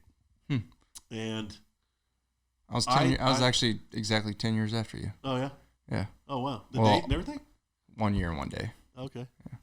So, I signed up, and it was just such an honor to be a part of and to be serving my country and to be doing the. And I was always proud. We had some knuckleheads. We were always gonna have knuckleheads. Yeah. Every job corporation. My only problem is right now is I don't like that people are laughing at us. The rest of the world's laughing at us, and that's that whole, Twitter and getting on and having arguments with people that they're not on your level. Right? Yeah. Why do you give them a voice by being you're not on their level? Yeah, You're so above them. Like you were my idol, just because that's the top of our nation. Right. Whether or not I liked it, I was always ready to be, salute the president, whatever else. The office is where it's at, and I've got to a point where it's just hard to feel that way. It bothers me that it's going to be in every history book, right? And every encyclopedia. That's exactly right. It's just like we just had whatever it was, 18 Mexicans killed for being Mexican. That's never happened here before, to that level. And why was that? That's so. If we're going to get political, yeah, which I'm totally cool with, because the podcast is all open format. We're just talking about whatever. But yeah, if we're going to dive into it, like, it's not exactly Trump that I'm mad at. Uh-huh. It's just that all the stupid motherfuckers that took him winning the election as like a fucking bat signal in the air to be, let's just say it. Openly racist. Absolutely. And just like, look at the anti-Semitic crimes that have just fucking skyrocketed. We're openly attacking synagogues. The only problem that I have though is he's not, I don't know how to say it. Like he's not directly, obviously, because he's not telling these people, but he's also not doing it, if you know what I mean. So when you're in Birmingham, Alabama, he was railing for the presidency, right? Do you remember when he was talking about the NFL? Fire those son of bitches. Just the anger that motivates people, right? Because they go, my president's angry. My president acts out in anger. Yeah. Leadership. So here's like we talk about it all the time, and I probably say like honestly like 100% of people have racism to a point. The difference 100%. The difference is people know not to act on it. Right. And unfortunately, he's empowering that not by him going out and saying it, but when you constantly call Mexicans criminals, rapists, robbing, when you're constantly doing that, there's some white power like. Of course. You have that charisma. Dan has that charisma. I have that charisma. I can take those words and I can put that to my cause. Yeah. And I know that I have charisma that I could get people to follow me. I can get people to believe that was his intent. And that's the problem is he's giving the fodder for the fire. Right. Yeah. Without even acknowledging. He doesn't care. Yeah. He doesn't care. Yeah, I'm curious to see where we go after this year. I am too. Like I'm just so curious because, the Democratic side is such a fucking mess. That's the problem. Right before you guys came here, I was just listening to the Joe Rogan with Tulsi Gabbard and Jocko. It was only like 40 minutes in, but it was pretty good. I'll have to check that one out. And there's been I want to say 3 Democratic candidates: Andrew Yang, Bernie, and Tulsi twice, actually. I think as of late, if I remember right, the only Republican he's ever had on was Dan Crenshaw, the Navy SEAL from Texas, who actually turned out to be kind of a piece of shit. But like it's military's not immune to it either. Yeah. No, that's the thing is like when you, and I don't know too much about like Dan Crenshaw, but like it seems like he's been thrown into the system and bought. Yeah, drinking the Kool-Aid. Yeah, he drank the Kool-Aid and he saw how lucrative being a politician is. Yeah. And he's just gonna take the fucking lobby money and. That's what's sad. That's honestly what's sad. There was a guy that I loved, Jesse Ventura. Yeah. And I loved him because he said, he's not a politician. He said, don't ever call me a politician. He said, I'm a statesman. He said, I do my service because those are public service jobs. Right. Public service jobs. They're not positions that you're there to make your escrow, make your everything else go up, make how the money that you have available when you're going to get out from doing it. Yeah, that's not what you're there for. Right. You're there to be there for your constituents. The duty. And stick to what you said you're going to do. do it, get out after your 4 years, 2 years, whatever it is, 6 years. And, if you're doing great things, maybe they elect you a second time, but this for life is crazy. Well, yeah, it's bullshit. And just think about the fact that, let's talk about military. You guys got to do 20 years or 30 years to retire. Unless, of course, like us, you get hurt. You take the shortcut. Exactly. But for the most part, and then you look at Senate, Congress, and all, they don't have to do hardly anything, and they get that big percentage of their retirement. And how can you stop corruption when it's that way? Yeah. Gotta change the term limits. Yeah, because you're setting them up for life. There needs to be a consequence. If they are responsible for killing 200 people, they need to have a consequence that when they get out, nobody's going to keep them on those jobs that they promised or whatever, because they actually stuck to what they said when they were coming to get their position. I mean, you talk about I like how General Mattis talks about how our current politics they're just corrosive as fuck, And I think back to kind of back when Hollywood kind of had some, I don't know, morals behind them. I don't know. I'm thinking of this because we just got Disney Plus through Verizon. Yeah. That's how, Yeah, Dan. and I know, but Dan, that's a hot. Hey, all you ladies, Dan's married. I will say that Dan's married. But all you I ladies love my that wanna- Disney movies. want a Disney hot night- Plus and chill, huh? hot night at Right, Disney Plus and chill. on the Roku box or on the. You can But probably rob it in. I do. 'cause- My favorite one of the movies as a kid is Don't say still Fox is, and Hound. Davy Crockett. Okay. I love Davy Crockett, and and this made an impact on me as a little kid, and I think about it a lot, and I'm going to misquote it, but it's the scene in the first Davy Crockett when he's going up and he decides he's going to run for office, politics. Is this a live action movie? Yes, with, what's his name? Fess Parker plays Davy Crockett. Who's Fez Parker? You played Daniel Boone also, and check him out. You have your history, man. How old is this? It's old. It's old. Black and white. It's like 70s. No, it's not black and white. It's No, but great. it's It's a great Disney's fucking movie. though. Yeah. Disney with the Buddy Epson is. Well, when my buddy Dan gives me his Disney Plus password. There you go. But anyways, he's going up, he's running for politics, and he's and they show him he's there in the little town, and the one other candidate's, spewing all his stuff, blah blah blah. And Davy Crockett it's his turn to give his speech, and his speech is about 60 seconds long. He says, "I don't know much about this guy, I don't know much, blah blah blah, but here's what I'm here for, and this is what I plan on doing." And that's it. And I know I'm misquoting it, but when you look at it from that standpoint, and it made a big impact on me as a kid, is that nowadays everybody belittles the other person. They're a piece of shit. They're a piece of shit. Blah blah blah. I don't give a fuck who's piece of shit. I want someone who actually is gonna make a difference. Right. I want someone who's gonna stand up for something. Right. Says, I'm not here to belittle this candidate. I'm just here to tell you what I am trying to do.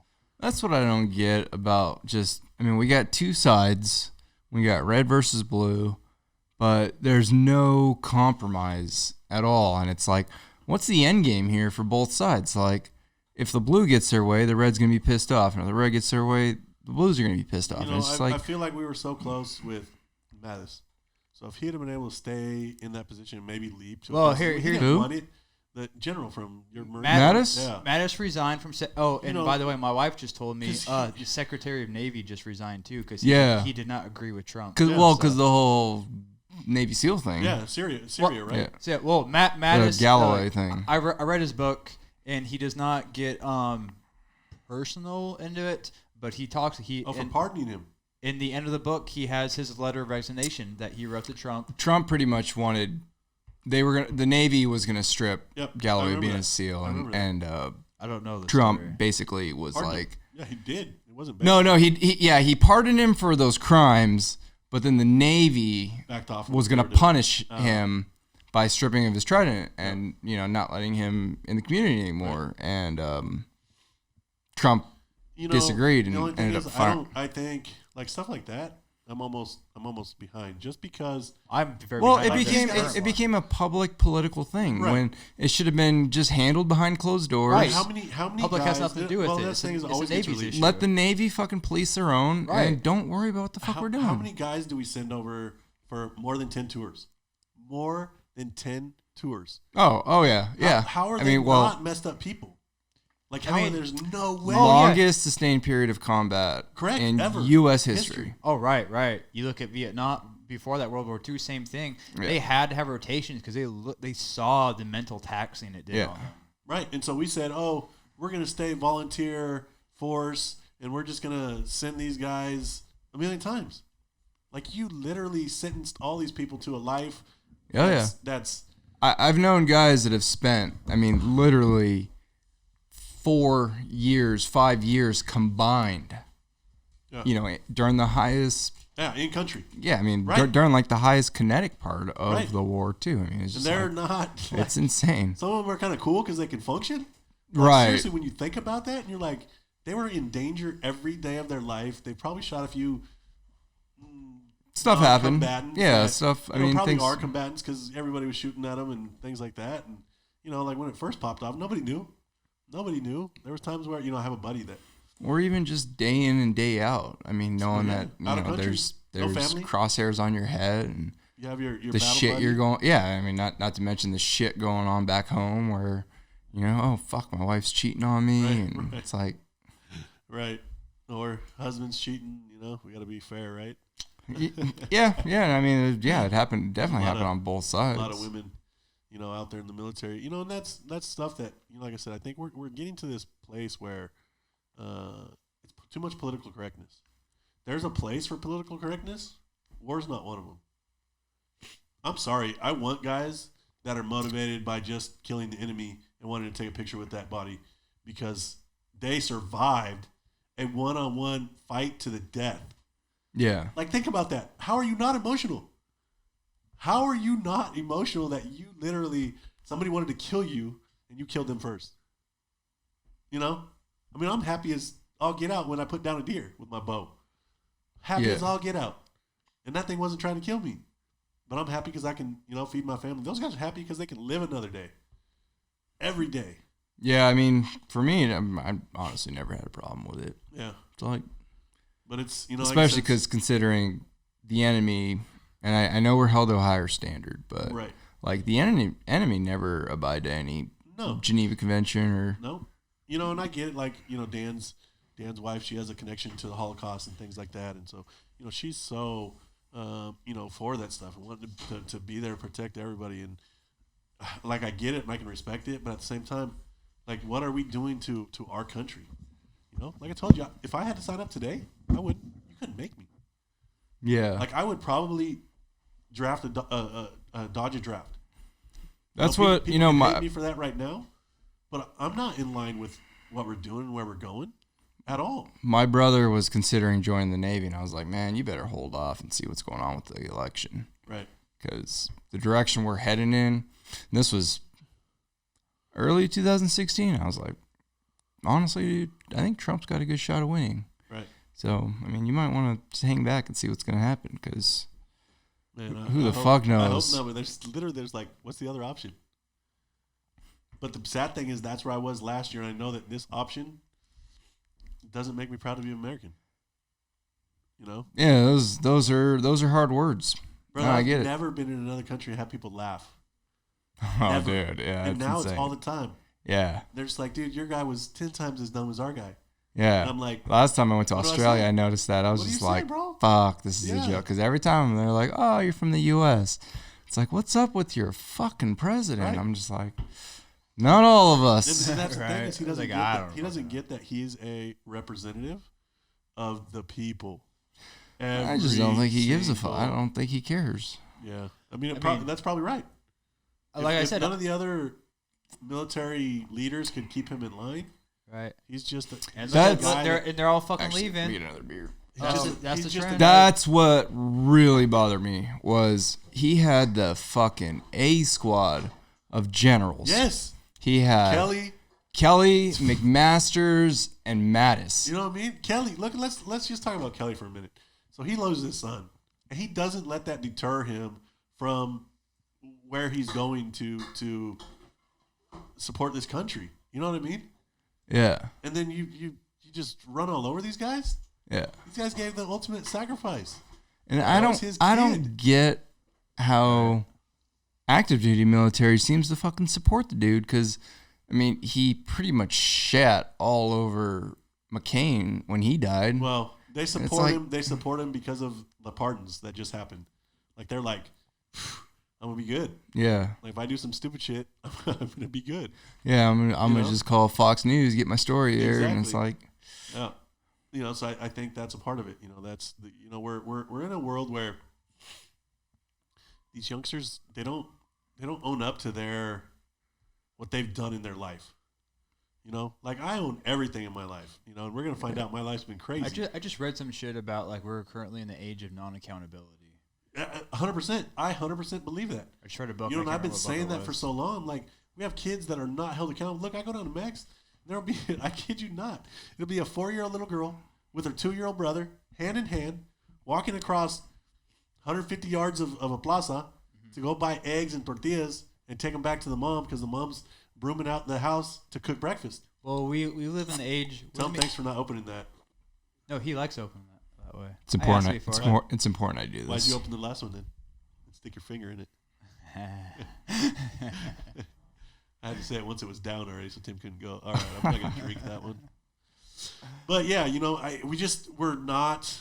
Nobody wants to give their kids responsibility until they're like 20. Well, we're in the age of like children worship, where we think that children like are the future, and we forget we're the ones who raise the children. We align them. I have to say, like one of my pet peeves, and we have a lot of friends that do this. Oh yeah, we have a lot of friends. Me and Jeff agree a lot on this shit. Put pictures up of their son or daughter or whatever, right? And they're like, the love of my life. Right there, I'm like, that's the problem. The love of your life was supposed to be the dad of that kid. The person that you made that baby with. Yeah, you guys were supposed to do thick and thin, fight, because you guys are the one that raises this kid. Now that's your life. That's your everything. He doesn't understand. He's going to grow up and not understand what it is to have some empathy, what it is to I feel like we need to reteach the birds and the bees. Like a child is the byproduct or supposed to be the byproduct. Now we teach the birds in the 3 bathrooms, right? And I think that's, it's a slippery slope. Again, hate mail me, whatever. I'll give you guys. I don't think it. I mean, about slippery slope. It's very slippery, and we're going down very fast. Yes. I don't necessarily think like any of that is wrong. But so here's where it's not wrong. And we were literally just talking about this 2 days ago. Oh, yeah, like campfire while we're waiting on a track chair charge. So there's 2 bathrooms, right? And on the front of those bathrooms, one has a male dude and one has a female dude. Okay, and I get some people feel that they're whatever. So once they go behind that door, even though there's another stalls for like, let's say the women's and there's a boy in there, that's a place that, a daughter, I'm going to say my daughter, is supposed to feel safe. And then it's other girls and it's whatever. And I'm not saying that they're going to attack or they're going to do whatever.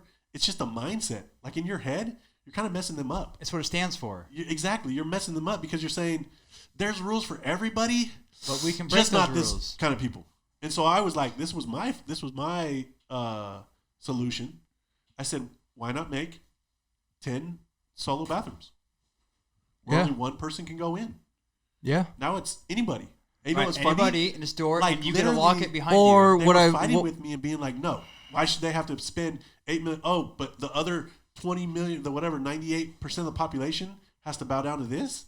Yeah. Like that's how is that not ultimate equality? Or what I've seen in a lot of airports is you got your men's room, you got your women's room, and then you got either the all gender or the family room. But that's the same concept. Which also becomes, but like I said, selfishly, it becomes a wheelchair room too. Oh, yeah. Yeah. Because a lot of times, absolutely. I mean, how many times do you go into the airport bathroom and the fucking taken up because they're changing? Yeah, right. And you can't fit into the fucking other stalls. Yeah, exactly. All the fucking time. I get that. All the fucking time. But so now, like I said, if there's 30 single stalls, because here's the thing. It doesn't matter at that point. Outside of it, okay, so people want to talk about, let's say they want to talk about the whole schematics of it, whatever else. So here's the guy's bathroom. Here's the girl's bathroom as of right now.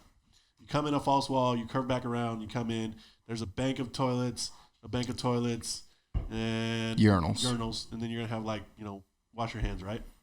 Okay.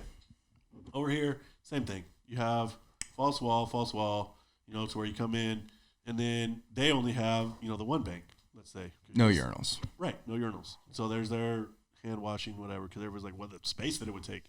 So all you do is you take out this door, this whole entrance, because all these are now singles. The hand washing can be out in the open. Yeah. That doesn't need to be behind a door. It's like that overseas. That doesn't need to be behind a door. I've seen that outside of a urinal. You don't have to have these. And what you could do, if you really said, oh, well, there's not enough space because these are bigger now because they have to be for wheelchair people. Okay. So now we make these back to back. There's a toilet, and all this is open. All this is open. Why? Because there's a door here. Yeah. Like, that's what our door's for, and we're trying to force people to be like, it's a door, but you have to understand these people's feelings. I get it. I get it. I'm with you, but let's make it fair to everybody. Right. Because I do. Like, I literally freak out the day that, you know, my daughter has to be like, there's a boy in the bathroom. Right. So she has to be taught that that's okay. Well, he feels like he's a girl. They don't understand that when they're kids. Right. They just know it's a boy in the bathroom. Yeah. So now for the rest of her life, if there's an old man that comes in the bathroom, what's she gonna do? I think I agree with She's not that gonna solution. scream. I think I agree with your solution. Just make it all fucking individual. Yeah, stalls. it's simple. Make them individual. And then everybody is mutual, fair. family style, whatever you want to based call it. based No- off of like the building capacity. Right. So Which that's what they do. You know, so Yeah. the airport has in this area, and like I said, the solution is you're getting rid of this space that's nothing. And like you were talking about, like someone being in the fucking Gimp stall, you know, the handicap stall, when there's free normal stalls now open. Now there's 20 Gimp stalls. That's my point. Yeah. Now I there's agree. 20 So Gimp make them stalls on all this the side, same. and you just go in All and this do whatever. bathroom talk makes me need to go take a piss. So we can either take a break here and I will edit this out, or you guys can talk shit about me. Go ahead. And Yeah. I Shit enjoy about it. Tim. Sounds like a super plan. I was All right. waiting for that. I was like, is Tim going to give us Wait, opportunity? you close the door first. Sorry. Can you get by? All right. Oh man, no, we'll keep everybody here entertained. I'll have Dan start juggling. Can they see juggling? Are we Oh on yeah, video? that's true. That's true. Oh, Oh, no, we, he's no, got, he's got a webcam, but I don't know how much Oh, that's that's right. actually like of us doing shit. I think it is. I think it is. Well, I know it's for because I was this. about to say we could do the Howard Stern, like What's you know, have that? somebody call in and we'll do the, you know. Have you seen that? Do you know No, what I'm talking I about? never watched that shit. Okay, so Howard Stern, for everyone that hasn't seen it, Howard Stern on his show supposedly had a woman call in. She was all into him, like in love with Howard Stern. And so he told her, you know, grab that big speaker and lay it down on its back so that the big speaker's facing up. And go ahead and straddle that speaker and turn the bass up. He's like, turn the bass up. And she does, and he starts. And as you know, that from there goes to some other things, but we'll leave that. This is different. That's a different podcast. That's absolutely. That's definitely not one that's, you know. So let's see. Let's talk a little bit about, you know, Tim's name. There's probably a lot of people that, you know, he has to deal with that are like, why are you saying cripple? Why are you saying this? And why are you saying that? Oh yeah, I was you know, just, like us. Why Gimp? You know, we're Gimps. I just had to explain. I explained that to one of my able-bodied friend. Can't remember who, but I told him like a friend of a friend. I was at a party talking to him, and I was like, hey, like, and I was talking about me and you, like going out hunting a lot, like wanting to start a YouTube channel and shit. And I was like referring to you like as a Gimp and stuff, and then I had like I looked at his face and realized I had to kind of explain it, and I was like, thing that pisses me off the most is people who say handy capable. Yeah. That shit pisses me off. And it's like, I know I'm fucking capable because it's a mindset. I choose like, yeah. And the point is like, I'm fucking paralyzed. Yeah, I can't use my fucking legs anymore. I am literally handicapped. Right. That is Yeah. the fucking But definition that's like some of it. people get mad with handicap. Oh, I like, you know, because you want to hurt fucking mobility people's challenged. feelings. That's exactly where we're at. But who fuck feelings? Fuck feelings. I got It's Dan about fired up for you guys. the reality of this shit. And it's like my legs don't work. I wish they did. But they don't. I wish I could keep walking, but Yeah. they don't. And so so I am call me a Gimp, handicapped. because if you call me a Gimp, then you're going to remember that when it's time to pack my Gimp butt upstairs. You know, like I've been invited to, let's say, to breakfast, and we get there and the place had like 8 stairs going in. Right. And I was like, brother, like you didn't know there was, he was like, oh, but I don't. And I was like, yeah, but if you think of me as a Gimp all the time, Right. then you're going to remember that stuff. Exactly. You know, but Remember you that I don't you try get to be like, fucking walk no, up he's those stairs. able-bodied. No, I'm a Gimp. Right. But I just do some pretty crazy Because I had to let my Superman mind stuff. get the best. I Absolutely. control my mind. My mind does not control Absolutely. me.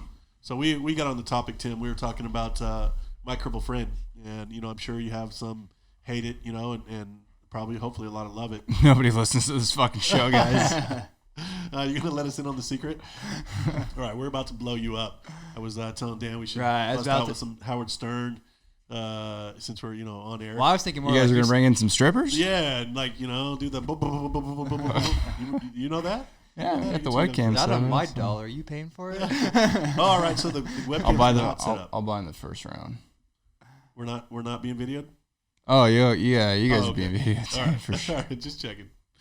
I mean, we could always have a camera malfunction if anything gets fucking too crazy. No, we're good. Who wants We're a good. camera? I'm actually fucking so far behind on the YouTube shit. It's a Right. fucking pain in the dick. But Yeah, I mean, if you really want to be doing something, you have to be constant. You know, so that's like our trip. We're planning. Hopefully, we can bag something within 3 days. Hopefully, we can bag twice. yeah, Have a couple different shows, you know, and things like. Or even if we don't, like that's what I love about. Like I told you that God-given right. I want to show that it's hunting. It's not killing. I want to show you the time that we're, you know, like cold and sick, but we're still happy because, you know, we saw 20 deer that passed by. mm-hmm. Or even if we didn't see anything, you know, we're just like, dude, you see that sunset? That's what you're there for. Like, that was unreal. You know, things like that where or even like, even we joke about like the misery of like, fuck, we just woke up and there's like 4 inches of snow and shit. But like you saw something like it was beautiful. well, yeah, you know and what I mean, you know, like I said, if you come prepared, prepared, you got the clothes, you got whatever. And you change that mindset in the moment. You're good. You realize like, yeah, it's fucking cold. I can't feel my fucking fingers right now pushing in a wheelchair through the snow. But you're like, man, it ain't like this at home right now because I'm about to leave here in the next 2 hours and then I won't have this. Yeah. You know, like enjoy the moment. That's it. Yeah. Absolutely. You know, that's really what it all comes down to. That was my hunting experience this year. I mean, I was glad I heard. I didn't even. I talked to Mark. Yeah, I didn't even get fucking eyes on any animals. That's what he said. You know, that's crazy. But it was still cool just to be out there. And that's what, you know, he was like, Tim was there for a week. And I was like, cool, man. Like, I'm glad that you stayed. You know, because like last year, I think you had to run off after 2 days. Something happened. I just started school, so it was exactly. like. And so I was just glad, you know, because for him, you know, people put a lot of time in. And right. like, that's something that I feel like sometimes people take advantage of. Like down at Trey's, you know, and they're all upset because they didn't get to kill a big buck, or because like he'll just let them do the I think people buy into maintenance, you know, and like kill does while they're there. Yeah. Some people are like, what? I can't kill a monster buck. And he, like, even he'll be like, you know what? If it's so huge that you're going to mount it, like, go ahead. Right. You know, but I mean, honestly, like, it kind of upsets me a little bit because I'm like, bro, like, respect he's allowing you to come in. You're doing this use because all of this. him. Yeah, use all this for nothing. Be more appreciative. That's one thing I think with our population. Yes. Entitlement. We are entitled to, you know, and you know what? There is a cancer. I will throw my entitlement out there to get a better table, to get out of a ticket, to not go back to jail. You know what I mean? Like, these are some of the things that I absolutely will throw my gift card out for. But for the most part, you know, I'm going to take it as a man because I want to. That's what I want to be. Well, just at least to recognize that, like, you. What's the right way to put this? No, go ahead and it'll come to me. Yeah, that's the right word. That's the right word. A good word. Right. Is like, don't take that shit for granted. Right. Because I'm grateful. no other generation had it like you did. Right. You know, this generation of veterans I got injured. has been Look, I got injured in 98. And Everybody that I was almost out would for put 2001? I would almost put you So in the generation ahead of us. Right. me and Jeff are just talking It about is this. because, you know, in the fucking woods is like I personally, and I was talking to him about it, is like I feel I have a big issue with modern day veterans is that they feel that society owes them something. Yeah. And it's the opposite. Veterans, we owe society everything. absolutely. I think so too. Like, I feel like, you know, like I see guys that'll go on the same trip for 10 years, right? And I get it. You know, the people maybe need numbers or whatever else. But there's nothing that says you can't be like, hey, you know what? I appreciate it, but I'm going to buy the ticket to get there. You guys put us out and make me hunt. I put in my own work. I'm going to work it out. Okay, let's see. It's a veteran without That's why things are never gratifying. No big deal. A non-service connected veteran can raise money like crazy, you know, disabled. And that's where it's like, people want to give money for sure. You know, when I was with the PVA in Oregon here, we started what was called the 100% novice. So anytime you were a novice to anything, knitting, wheelchair basketball, veterans wheelchair games, we pay 100%.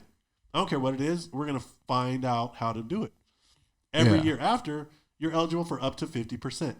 And this gives you a buy-in. You know, this shows people that, you know what? I appreciate what you're doing. Right. And now I'm going to buy in. We're doing this. We're making partnerships. Handshake. We're not putting our hand out looking Compromise. for a handout. Yeah. You know, because it's also a good thing for us because then we're just like, you know, you start getting motivated. And you're just like, man, I built this friendship with, you know, Trey out in Georgia. And, man, like I really got, you know, like his family and things like that. And, you know, like we're brothers. and we're brothers. Like I call that guy my brother. I'm excited that Dan's coming out this year. I came home and told Becca, I was like, I want you to meet these people. Like these are good people. Right. Like I want them to be in my life more often. You know, but because they line up with us, with our beliefs, with what we're doing. Right. You know, plus they're out there going above and beyond to make stuff happen for people that are in such a needy position.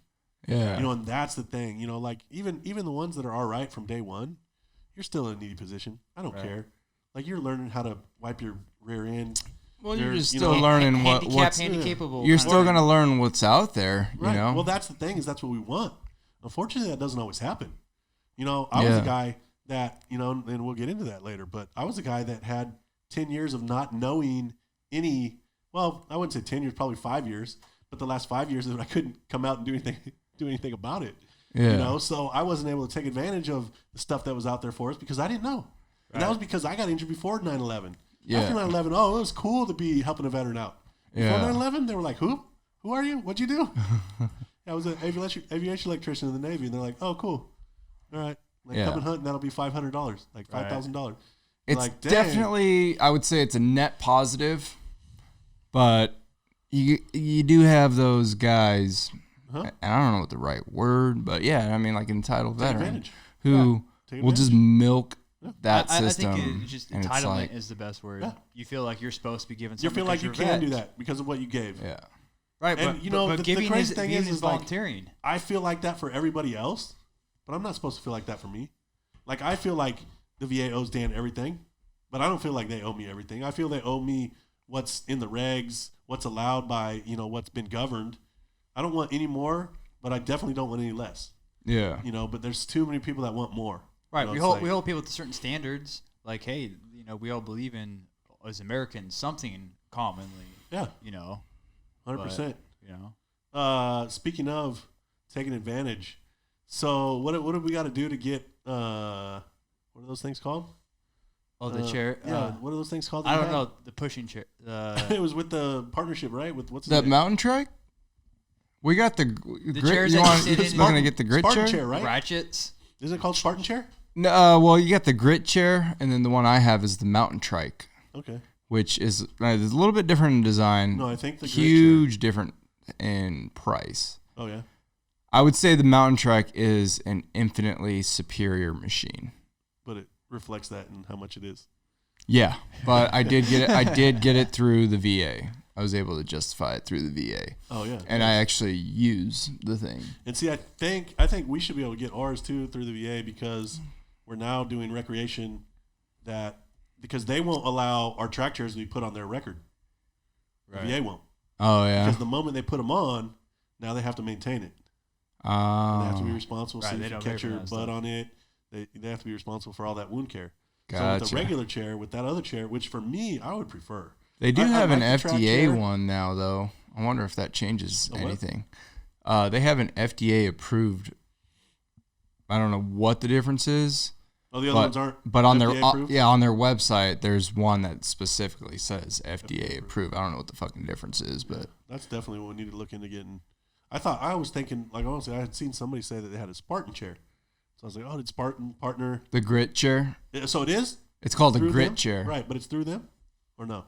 Spartan? Yeah. No. The grit was a chair that Spartan decided was going to be their chair. Yeah, it was going to be the preferred chair for all the para-Spartans. Okay. And by the way, if you guys are ever interested in doing any of those, we get connections through Oscar Mike. That's what I was asking. Like, is that they just bring it for you to use then for that race? Well, Oscar Mike has their own. Oh, okay. So if you were interested in doing a Spartan race, we can get you just one. Let them know and they'll take it there. Yeah. Okay. Yeah. They're not that expensive either. I think they're about like $3,000. Yeah, but I mean, honestly, when it's something that you have to have, I think you can justify it through the VA if you talk recreation. Yeah, you talk to Vance. I'm no longer playing basketball, which I'm not. Yeah, no, I just tell them because my basketball chair can come off. Yeah, you put that on, and we're good to go. But before you do that, because they're probably either going to get you a grit or you might be able to justify a mountain trike. I want you to check out my mountain trike, and if it's not too late, we can go down into the shop and check it out because it is. Oh, because we need to go check out the trailer too, because you sound that, right? Yeah, true. Yeah, and we got lights in there. It might be kind of cold, like, but she's looking for something a little bigger. Well, you're gonna need a bigger truck. Well, I'm getting I plan on getting a bigger truck once I sell this house. My trailer's limited. I like it for what it is because Jeff was talking earlier. Like I bought it for her because I grew up just like Jeff. I grew up. I was lucky to have a tent. A lot of my times, my dad's put me on the ground, says, "Here's a tarp, lay this over the top of you, and fucking you'll stay dry." Dig a hole, lay some coals, put the dirt back over. I like to be all the time, like talking about your parents who grew me. Like, man, my fucking dad groomed me, my brother for the military. Love him for it, but yeah, absolutely. But like being exposed to that kind of stuff, and so don't get me wrong, I love having a trailer because I like how convenient it is. Because like Jeff's sitting out there having to pinch his tent, and I just kind of park, and I'm good to go. You know what I mean? Make sure things are leveled. Right. Screw that propane valve to open the propane up. Yeah. You know what Fire I mean? up the heater. Real fucking simple. Maybe put on some. I'm out here roughing it, Dan said. Put on some Friends on the television. I'm out there roughing it. And the thing is, then I wake up at 5 a.m. and knocking on his. He's slept all night. I've been like awakened by my legs being frozen and jumping, and I have to turn the propane back on. Dan's just in there snoring. I'm like, dude, get up, like we're hunting. Do you use like a little buddy heater or anything? Yeah, with you? I use a buddy heater. A little single. I just have a little buddy heater, and those are the greatest. They are. They're great because they don't put any emissions out that you can't be taken in. Plus, this tent, it's a teepee tent. It's super GIMP friendly. Like one of these days, we're gonna put a little video out on that on Gimps Outdoors just to show people.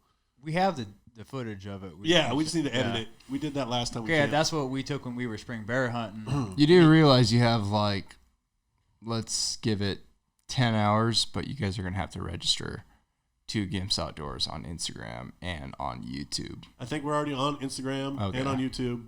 Well, shit, I'm going to have to go find you guys. I feel like we haven't put anything up there yet, but yeah. Give my wife a job. We need a woman to run that shit for us. Social media manager. Yeah. I used to laugh. Like, someone's getting paid to fucking write tweets. Yeah. That's got to be one of the hardest fucking boringest jobs. Yeah. Heck yeah. No, so I mean we're ready, and honestly, I think that's another aspect that we can get into, with this venture, is get them to send us some stuff. You know what I mean? Let us try it out. Just like today, you were with Adidas, and doing that kind of stuff. But let's try to make more stuff. Gear review. Yeah, GIMP gear review. I like that. Because here's the thing: not it's everybody a huge knows. Market. Everybody buys something, and then they're like, "Dang, that was hard to get up." And if I can show you a video how I can put this hexagonal TP up in 10 minutes, that's something right there. And then I can say, like I was showing Dan, Dan's got his own cot, right? And I have my own cot. And Dan's is a little bit heavier, and it's a lot harder to put together. You have to put those bars on the end, and you got to stretch it. It's a pain in the ass when you're in a wheelchair. It's a pain in the fucking absolutely. ass. Everybody else has no problem with it, but we do. And so I have this one that they just slide up, click, ding, flip it over, slide up, click, done. And you're sleeping. And that's some of the stuff that people don't realize that's what's limiting some Gimps. Is they think, oh, I gotta go out in the woods, and I gotta spend 2 hours putting my tent up because I bought this stupid tent with these sticks and they go through every little pocket, and then I'm sitting on top of it, and then I rip it, and then I'm just mad, and I go home. That's me. Honestly, that's me. Anytime I buy something major, I'll go on YouTube and I'll just Google. People do the research. Yeah. Like, I mean, we were just talking about that Marlin 1894. Right. I've probably watched every YouTube review on that specific rifle. You want to feel good when you spend that money that you're not going to be disappointed. Yeah. Right. Yeah. 100%. So, I mean, hopefully we're going to be able to provide that for the people. That's our goals, just because there's not enough out there. There's enough help. We don't want help. Yeah. Like we want to be. I see the day where like we bring in some disabled vets that are like the vets that have PTSD, right? And they can pack stuff and they can do whatever else. But me and Dan are doing it. We figure out we got a little trailer that hooks onto the track chair or whatever else, and like, we do all that stuff just so they come. Not that they're coming to be workhorses.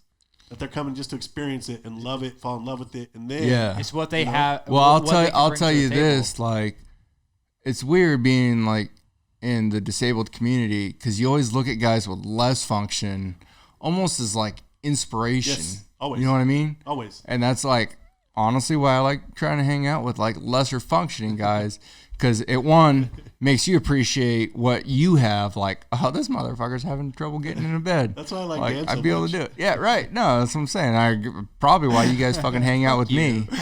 Probably why both of you guys fucking fall out. Yeah. You know what I mean though? Like, oh man, we both almost fell out this weekend.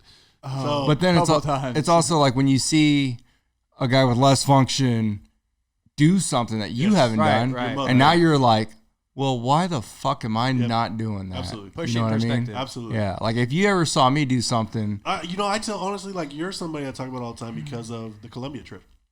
So I don't know if you guys ever talked about it here on your podcast, but Tim shows up, and it was the first time I ever seen him without any assistance. And I was like, bro, like, where's your pops? Oh, he didn't come. Where's your mom? No, she didn't come. Where's your brother? Oh, she didn't come. I was like, who came with you? He says, nobody. I was like, what? I was like, hell yeah, like that's awesome. All right, what do we need to do? And then I was like, look, Tim, like I'm not trying to do the, little finger function, get you rolling in the morning. Right. But like after a while though, I even went back and I told him, I was like, look, dude, like I don't like it, but if you need it, like I'm down. And that's only because we went into the bathroom. Because and his gotta help toilet a brother out. His toilet chair wouldn't go over the top right. That wasn't my room. Oh, was it? Whose was it? That you did that for Ryan. Oh, it was? Because what I ended up doing was you were in with Joel. Like I was in with Joel's Yep. parents-in-laws. Yep. And I would just shit in the because what had happened was you were in the bathroom on top of my garbage can. Yeah, right? my right. chair wouldn't fit over the seat. Yep. And we'll get into how Jeff like Mexi engineered this thing. But what I ended up doing, my shower chair wouldn't fit over the toilet, so I just shit into a trash can. Yeah. So the toilet was a V. So the front, the bowl comes It's like out, a Euro style. but it just keeps going out on the sides. Yeah, it's so tapered. their back in the back. legs won't go down. Right. And Ryan was like, "Dang, what am I gonna do?" I was like, "Check it out, bro. Hand me those towels. Hand me those 2 dish towels and the one like wash towel." He's like, "What are you gonna do?" I'm like, "Don't worry about it." So I roll the little dish towels up, and then I roll them inside the other towel, and then I put it at the back of the toilet, and I take off his legs. Put over a latex glove. Yeah, put a latex glove so they won't slide apart. Right. Like literally got into this and just engineered some shit on the Just on made the some move. like seriously. lift blocks. Like, I was He like, made some hell lift yeah. blocks. Yeah, and so it sat there. Rested it on the end of the And it bowl. rested on there, didn't slide, didn't do anything because right, the glove. I forgot that part. Yeah. And Ryan was just like, hell yes. Like, that's badass. Like that stuff that people just don't think about. And they're like, well, yeah, but you just go take a shit, don't you? Well, no, we don't. No, we don't. Yeah. A lot of guys it's a process. put a, little a pill up process. there, or some guys will put something else, and, some Well, guys will put a finger in there. It's setting up the chair, like traveling with the chair. Or you're just in Absolutely. Mexico and you don't shit for a fucking week. So how was for me to shit once and just straight below. That happened to me in Indonesia. Yeah. Yeah, that happened to me in Indonesia. I had just the worst poops. And I was drinking Bintang beer, which is like their light beer, all fucking week. I mean, 6, 8. We were hanging out with some Aussies, so we were fucking getting hammered. Yeah. And I was just getting these like weak little turds. I'm just like, what's going on? And then eventually just... Well, yeah, on the airplane ride back. And it was the first time I had to poop on a plane. Were you able to? Yeah. Really? Yeah, because everything was ready, set, match, Primed. ready to go. But you made it to the bathroom? Yeah. Whoa. I was flying with my buddy Chris Hall, the Yeah. Cupcake. Yeah. You probably seen him at the rugby games. Yeah, absolutely. Or the vet games. But yeah, I looked over at him. I was traveling and I was like, yo, bro, you ever take a shit on an airplane? Like, no, man. I was like, fuck. You got any advice? He's like, do what you got to do. Yeah. And so I think I talked about this before. Somebody lifted you up and got you on it? No, well, There's like no way to transfer in there. They aisle chaired me over, and fortunately, it was one of those double aisle planes. Okay. And the toilets were in the middle bank, and actually on the flight they were able to open up the door, so they combined 2 bathrooms into one. Oh hell yeah! And I was able to transfer, get my pants So down. I mean, I've also shit myself on a plane, but it didn't go into the toilet. I was just in the seat, and I was like, "Ma'am, like, do you guys have the aisle chair?" I don't know if we do. Let me look. I was like, "Well, you have to. This flight's over 2 hours. Like, it's mandated that you have a aisle chair." So she finds it, And I'm like, what do I do? Well, somebody's got to push me there. Like, we got to go. Yeah. And I couldn't fit in the door. Like, my shoulders, I literally couldn't fit in the door. Oh, man. Because I'm just going straight. You know, everybody else turned sideways. Yeah. So they're trying to push me in. And I was just like, everywhere. Yeah. All on top of the aisle chair. Everybody was like, but it was cool. Like, everybody there was just like, bro, don't worry about it. I was mortified. I always thought, like, hopefully this never happened. So she's like, what do I do? I was like, give me a blanket. Well, the blankets are only for first. Well, give me a blanket or I'll have shit everywhere. Right. So she gives me a blanket. I put it down on the seat, transfer over, like wrap myself up and tie it like it's a diaper. They give seats to the other two people there. The one dude was like, bro, I don't have to move. I was like, trust me, just you want to go. Like, that's You might want to yeah. It's just another hour You and a half. ain't gonna be around here. I was like, we're good. And like everybody coming by. It was cool because like everyone come by was just like, man, I'm sorry. That sucks. And you're like, all right, that's cool. At least everybody's not. Because so one time in coming back from Phoenix, I had the stewardess tell me I couldn't get on because I smelled like piss. I think you called me about this. I was sick, right? Like I was getting sick. Yeah, and you were on your way to Seattle. I'm on my way to Seattle to go get medication. Yeah. And she's like, we can't. And I said, I can't miss this. They won't be able to schedule me in again. Like I have to go see my doctors. Sir, you have to get off plane. I was like, no, I don't. And I'm not. You guys can drag me off and I'll be so happy because, and even, like I even tried to assume over it in because honestly, it was BS. Like everybody in the plane knew it after that, And the dude next to me was like, that's cool, dude. Like I don't even smell it. Like I'm not worried about it. And I was like, well, what do you guys do if there's a baby that's pissing and shitting? You know what I mean? Like they do that. You're going to smell it. It is what it is. We're on a plane. Let's just go. It was like an hour and a half flight, 2 hour flight, something like that. And ultimately after an hour later, they let us go, I had a couple people that were dicks and were like, why don't you just get off? And I was like, why don't you go F yourself, Like, right. Yeah. Or if you want, just wait for me out there in baggage claim. We'll talk about why, Right. But, that's stuff that, we want to leave that in. We want to leave that in our We'll show that. Our shows. The misadventures are important. Absolutely. So that last time I was here on the podcast, it's like my last misadventure. You know the story? I was with my dad spring bear hunting, and went out. Like we're staying on his cousin's property. There's like just listened to it. We had a tent. Me and my dad sleeping in a tent, and so like, all right, go take a shit, right? So normally just like dig a hole, put my commode chair over it, and then like it's middle of the day and we're eating, and I'm just like, look at my dad. I'm like, oh, I need to go. Like, see ya. Yeah. Like, I need to go right now. And sure enough, it's like so close. I get a little hole dug real quick, set my commode chair, get my pants down, transfer onto the chair. I'm transferring onto the chair, and the dirt gives way beneath one of the legs and flips me out onto the ground. I start shitting myself. It's like 45, 50 degrees. The rain starts. No pants on. And like by the time I'm done, like long story short, I get back on the chair. I shit. I got to burn my pants. I get cleaned up. You didn't say on the last episode what you did with those pants. You ended up burning them. You know how many shorts, pants that normally I carry a knife in my little pack. And so I'll be in like Walmart because I just started shit, but luckily the clothes holds it in. Yeah. So I'll jump on the toilet, have to pull the pants down. They're just shitty everywhere. So I literally will just knife them open on the sides like basketball jumpers from varsity team. Yeah, that's just rip them off and throw them out of them because you're not trying to get that shit down your leg and all over your ankle and I'm shit. Like, you know what? Making more of a mess. Like I don't care. $20 pants. I don't care. There's times where I'm like, ooh, that shirt. Like I got the tail of that shirt like super shitty, but it's like $50. Then I have to think about if I want to wash it or not. So I buy all my jeans from Costco. Yeah. Go to the same place. So it's like, oh, there goes another pair. So if you guys go into the Walmart bathroom and it smells like somebody recently had shit and there's nobody in there, just look in the garbage can. You might find a pair of my shorts. That's happened to me a couple times on the road. Pair of dirty clothes.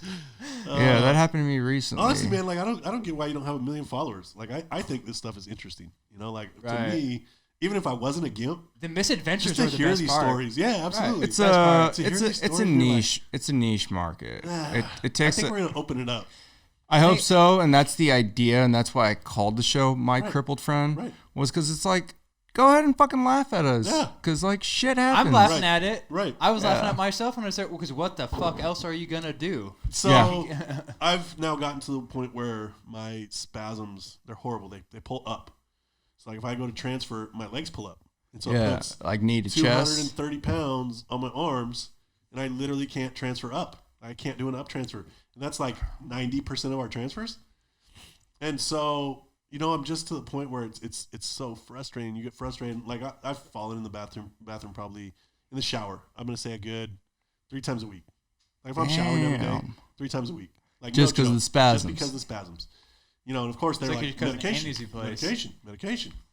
I don't want medication. Right. And I always talk about, like, I'll get upset and be so mad and ready to just give up. And I'm like, F this. And I sit there and I do. I think, like... Well, that's what you need is those like, moments. Dude, Tim does transfers in a bathroom by himself. Like, just suck it up. Cry if I got to cry. I was blessed because I don't have real bad spasms. Right. But I got a tiny lady bladder, and I got to go piss again. So while I'm gone, feel free to talk shit about me again. Absolutely. We love it. That's the best time of the show. We Yeah, had like 20 people call in. Right. Yeah, someone calls in, just go ahead and hit that one button there. No, that's like same you're talking about, like spasm, like when you're in the bathroom. It was like, remember when we were in You should Missouri? have sent us this link. Is that because it's live, right? No, I don't do this. Oh, you're weak. Oh, yeah, no. I don't have that technology, dude. Wi-Fi signal. As we sit here and look at, he's got like a triple monitored. Yeah, I don't have that kind of technology, bro. I don't You can go Facebook Live on a cell phone. You're telling me you can't get that technology? Oh, I man, think you're the, handy capable. that's the Asian in Tim. He's just counting how much it will cost for that technology. And he's like, do I want to pay? I for think sometimes that's all of us. I'm Oh, the same absolutely. way. Absolutely. Fucking no, but like back to like eating shit in the bathroom. Remember we were in Missouri at your cousin Amy's? Yes. And I was like, and the floor got super wet, and I was taking a Yes. shower, dripped out, and just like, with thump. Yep. And you okay, man? Oh yeah, I'll be out there in a couple of minutes. Got to pick myself take me a back up little off while, the little floor. while. Absolutely. I got to figure out how to get back off this floor because my feet won't Yeah, they won't grab. They Right, slide. your legs just slipping out everywhere.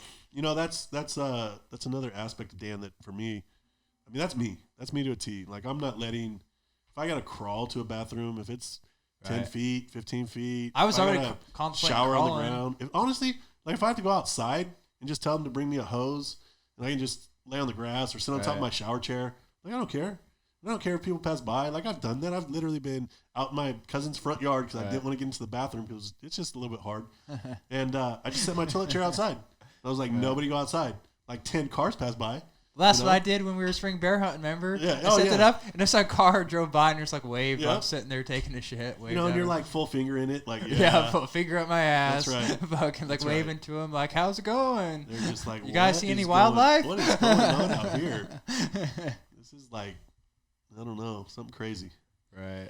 But yeah, I mean, it's all about being prepared. I think,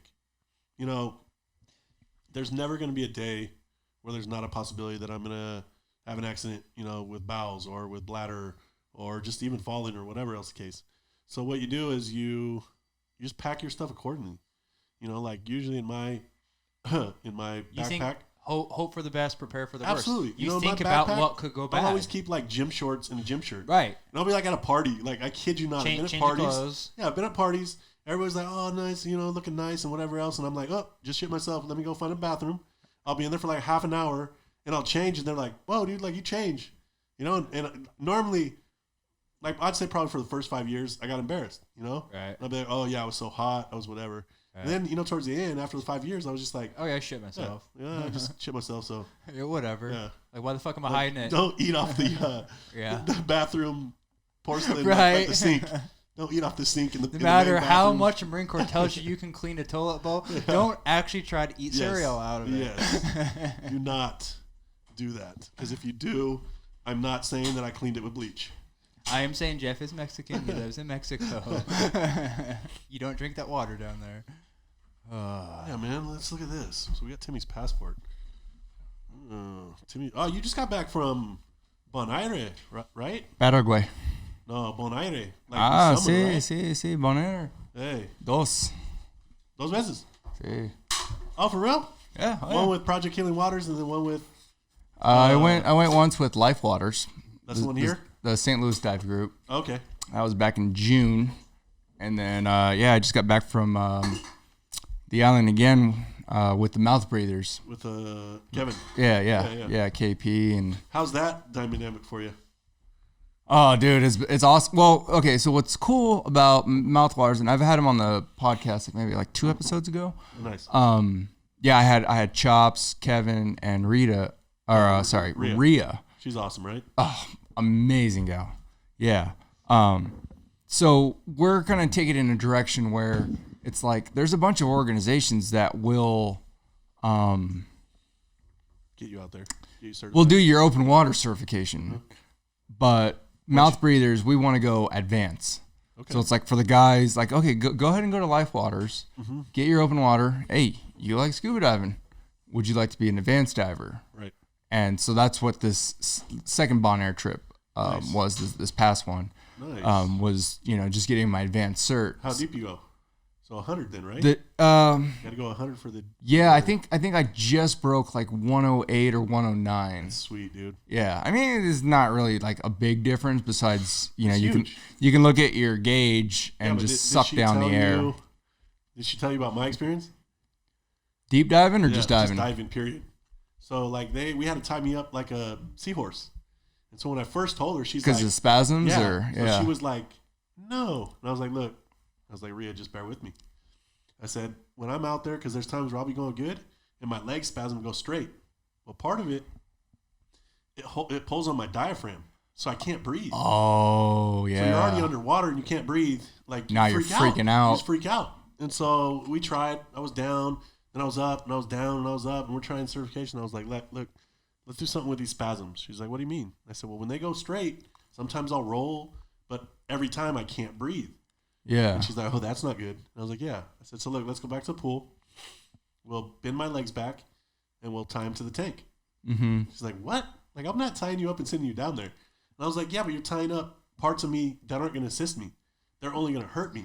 Yeah. And she's like, all right, like, we'll try it. It was her and I don't remember the other guy's name. I can't believe I'm going to forget it right now. And he was awesome. So we go again, and now I'm cool. Like, I'm cool, but I just, like, for me, scuba, it's scary. Like, I can't, my brain won't let me be calm that I'm breathing underwater. You know what I mean? It just won't. So, like, we get down, we're going to do the picture, right? And I get down where Rhea wants me to be, and we're ready to do the picture. And what's her name? The Marine Sergeant. That's with the group? Yeah. That's like one of the directors.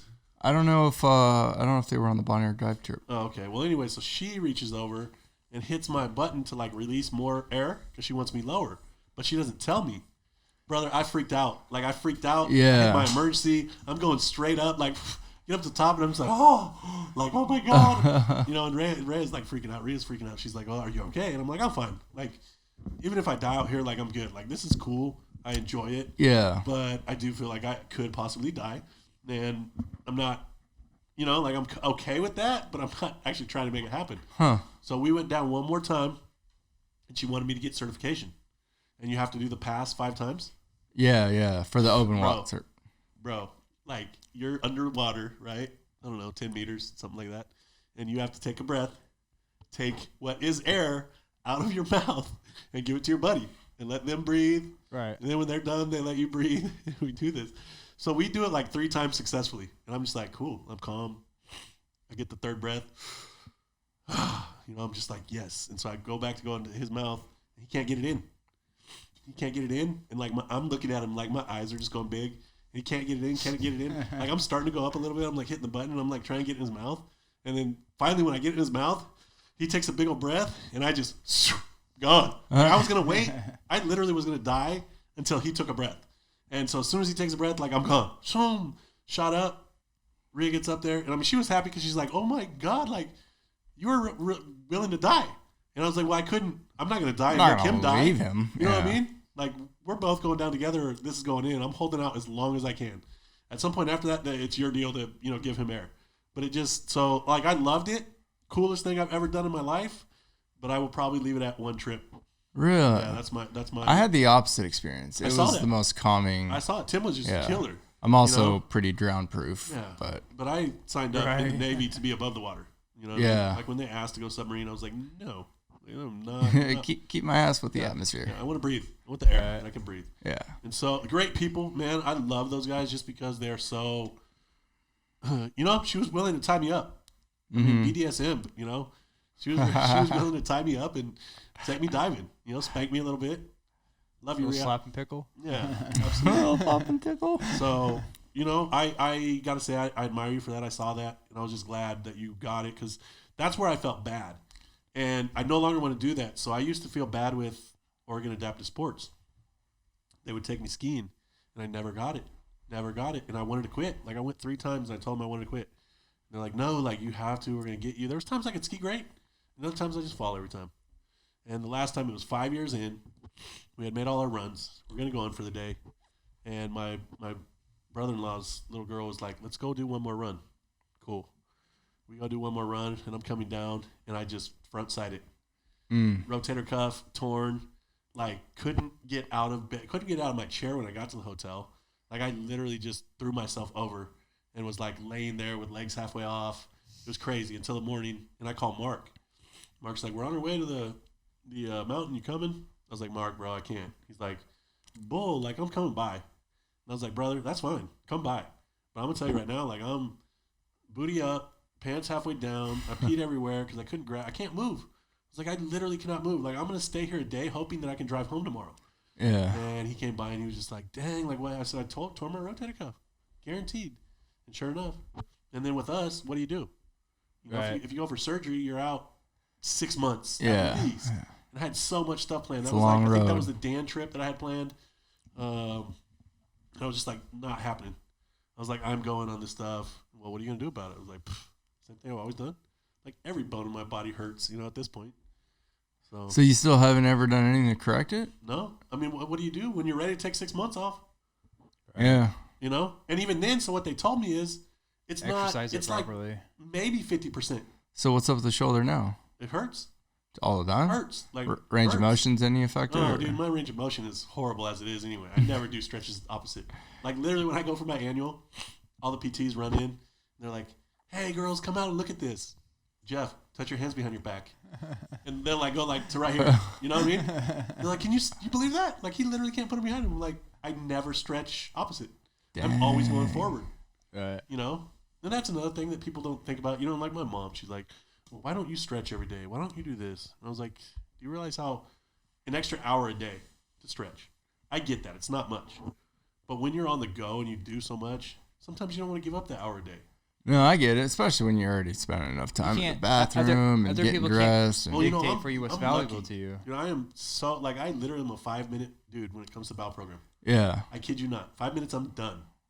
And I don't use... But even the time it takes to Yeah. transfer and do all that shit, it's just like I read an article recently about like it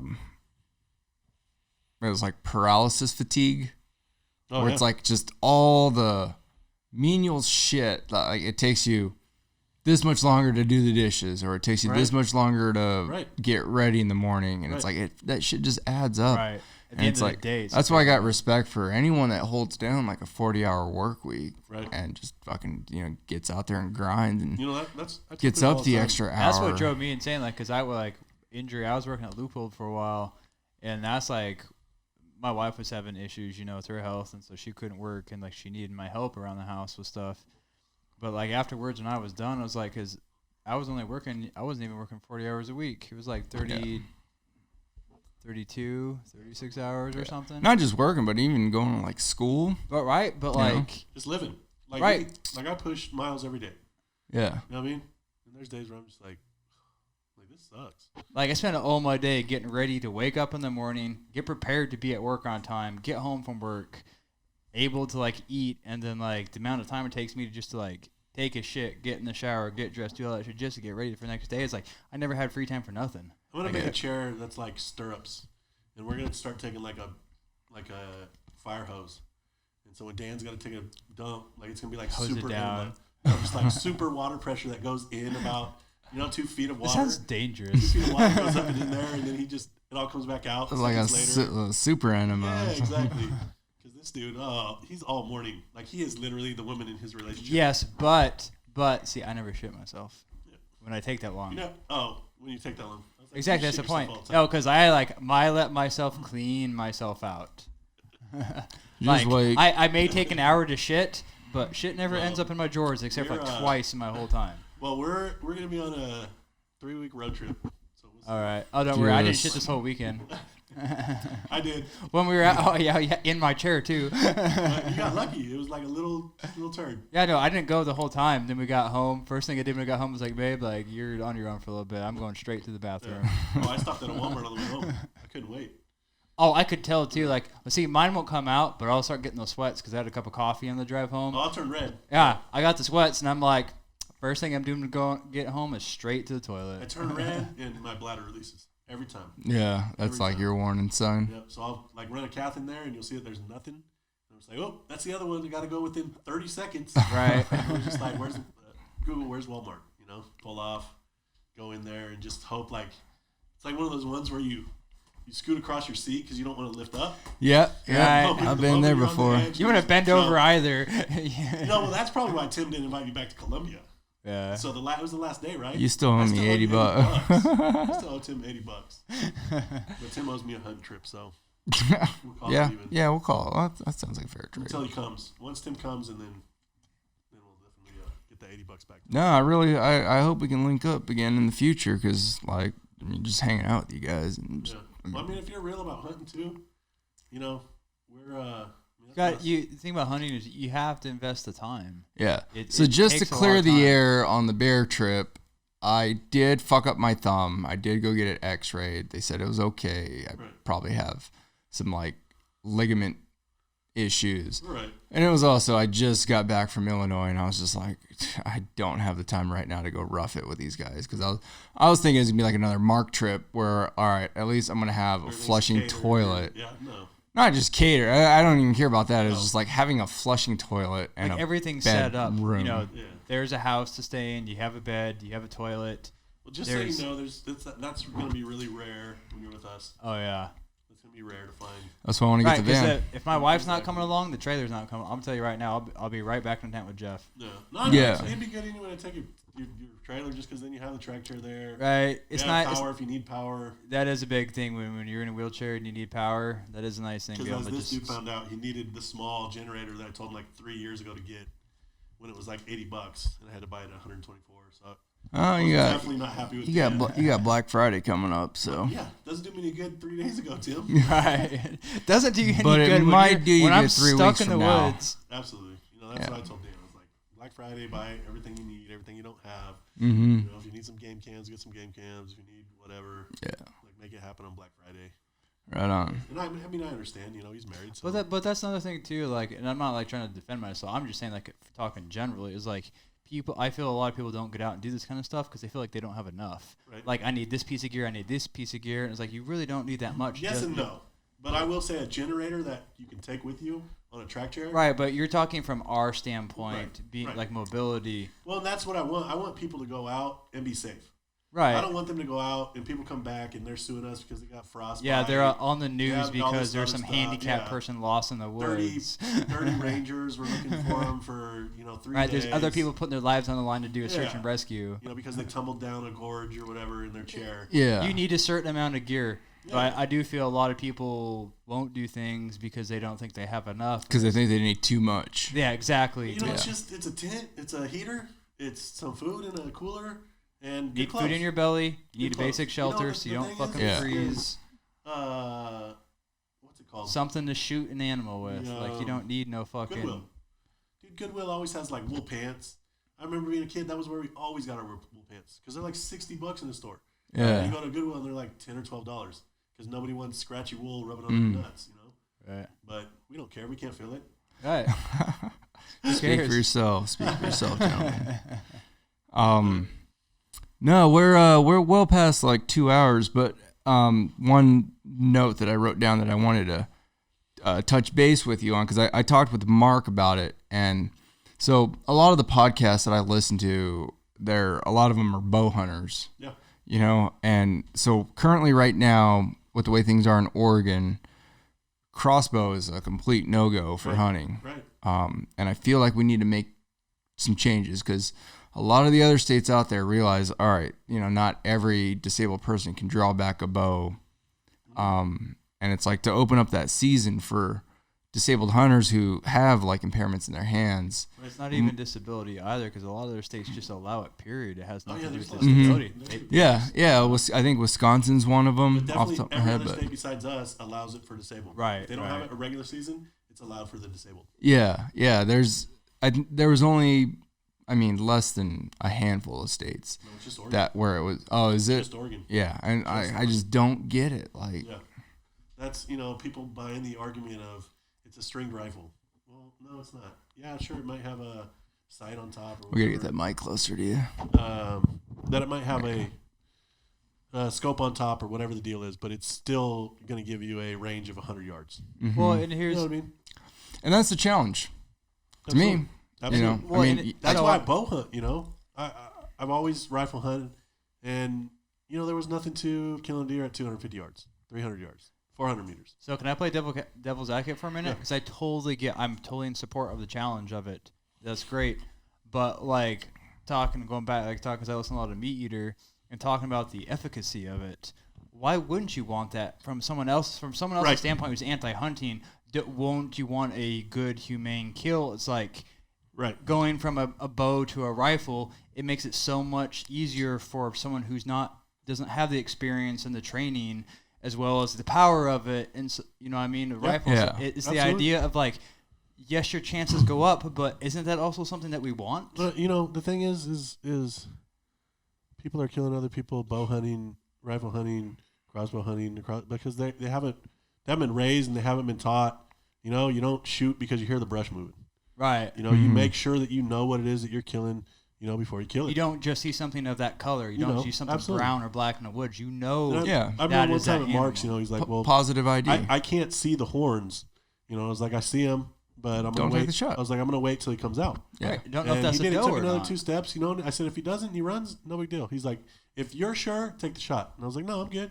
Like, I'll wait, And he did and took the shot, put him down. But it was one of those things where if you're not positive, don't do it. Yeah. Right. You got to be confident in Like I said, the moment whether it's a comes. rifle, whether it's a crossbow, whether it's a bow, all those things kill.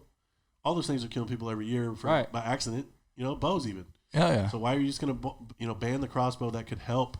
Like you said, a lot of people that, because what it is most people don't understand that the season for bow hunting is some of the best. Prime time. It's the best. Especially here in Oregon. Yeah. Down south, it's not till December when they're rutting. Not till November in Georgia. Mm-hmm. So here they're rutting in August, September. You know what I mean? So if you're hunting later than that, you ain't getting them calling to you. You ain't getting them rattling them in. So it just makes it harder. I mean, you just found that out the hard way this time. You guys hunted a week, and didn't see anything shootable. Yeah, and it was right after, bow season. Right. Mark said there were animals everywhere. Yeah, He said right now there's animals everywhere that's dead. It changes so quickly. Yeah, when I was talking with him right before the hunt, he was like, you got your elk and your deer? Mm-hmm. I was like, oh yeah. He's like, oh yeah, there's been animals. Yeah. I was like, fuck yeah, I'm gonna fill this shit up. So have you got your crippled license? Get it. Like I'm not has? sure. You don't. It does I'll not tell you come don't. with If you're it. not sure, you don't have it. Because You it's don't. You there's have some to go loops. to You BLM. you physically go into the ODFW office. Yep. I forgot the name of the street, but I'll get to you after this. With your rating, The local all one. that stuff, the doctor. Okay. You physically take it in. Paperwork from the VA says I'm this much 100%. disabled. Yep. And she or the lady working there will print you off one physically there at the moment. Keep that on you, and then they will update the system and put it so it does also show up on It's the to app. where you can hunt from inside of a vehicle. Okay. Yeah, I'll do that before next year. And the crazy thing about Oregon too is if you look on the website, it says nothing about that. Like I know you can shoot from a vehicle, but the only thing is on the website the what do you ever call it? The my something ODF or whatever it is. Yeah. They only tell you what you can do for fishing. Right. Which is kind of weird in my opinion. They need to update that shit or something. But is it just It's a work in recently that you've been process. Yeah, it's a work in process. Is it just recently that you've been in? I went in. I think it's because the last time to buy a tag went out. So that's why. Because here in Oregon, you have to buy, the only tag that you don't have to buy before season starts is cougar and bear. Right. Everything else you had to have bought before the season started. Right. And so like right now is late season bow. This doesn't. But you had to have bow before. I don't think this matters when you go in because I think it's when I got back from our spring bear trip or I can't remember when. No, but it hadn't been recent. like I said, it was recently in the last couple of months, and so I just had it and I went in. Because I went in and I like right now I couldn't even get a bear tag.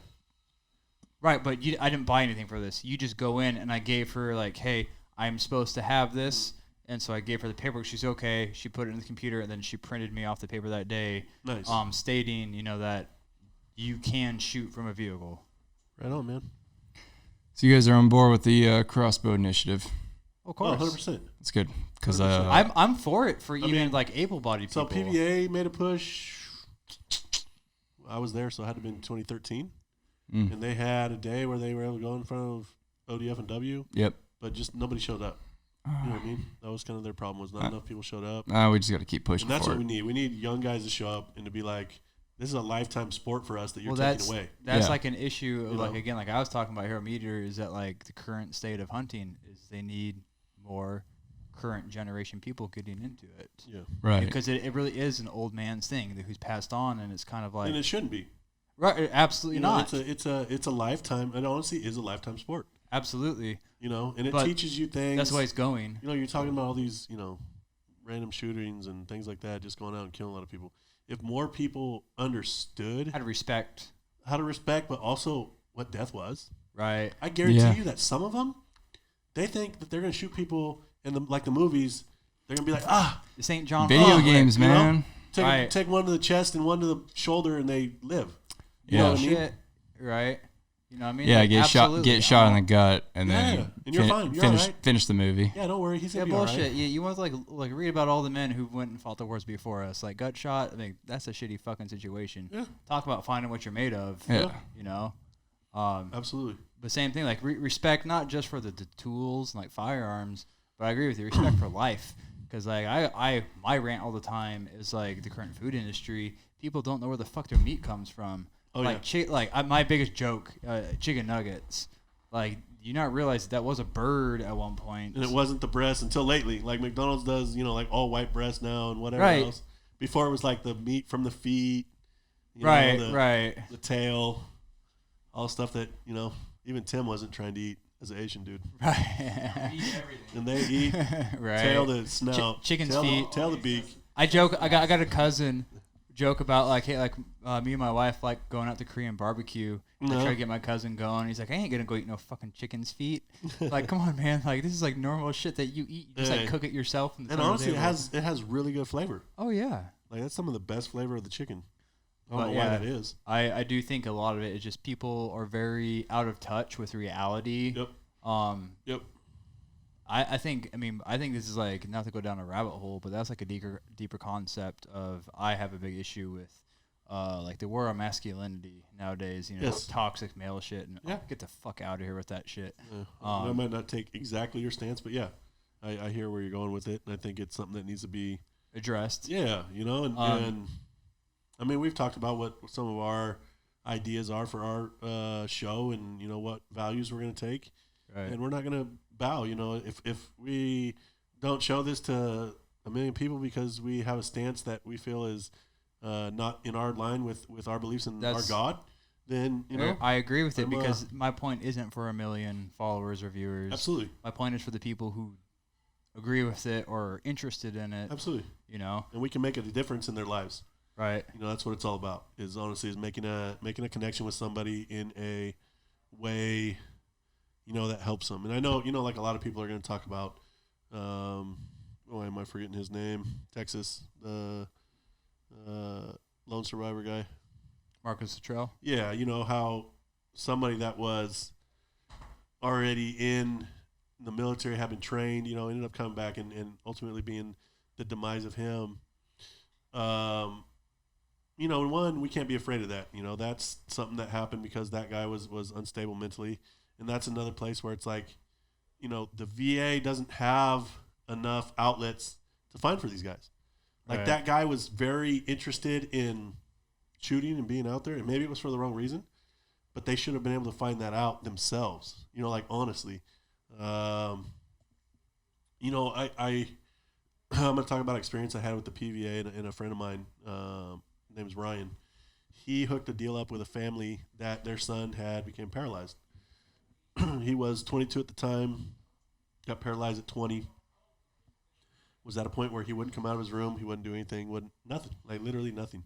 And so we show up there, and his parents are like, "We're gonna leave. We're just gonna let you guys talk to him. Here, the door's open." Right. So we go back to the bedroom, and I start talking to him from the doorway. He's just silent. He's just gonna play a silent game. So I keep talking about my experiences, and at some point, like I'd see him going grabbing a bottle of pills. Right. Mm-hmm. I already know he's gonna throw them at me, so I'm ready. He throws them. I smack him.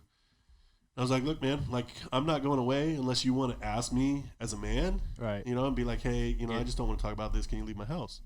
But I was like, I'm here because, you know, you have family that cares about you. 100% they care about you. They don't want to see you hurting. Like, they're hurt because of that. Right. Well, we leave that day, and, like, 5 o'clock that day, they come home. And the lady sends an email to Ryan. I don't know what you guys did. Thank you very much. He was out in the back pasture. But she's like, the only thing that was odd was he had his shotgun. So I asked him why he had a shotgun, and she said he told him that he wanted to blow apart his TLSO, you know, the brace that you had for whatever 6 months. And so she bought it. I think she bought it more because she didn't want to believe anything else.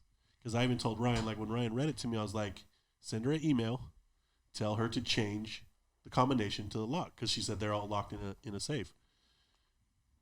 So the next day, he gets up, he showers, which he hadn't been showering in weeks. For the second day in a row, he showered, went outside, took the gun, and he finished himself. Like, he just ended his life.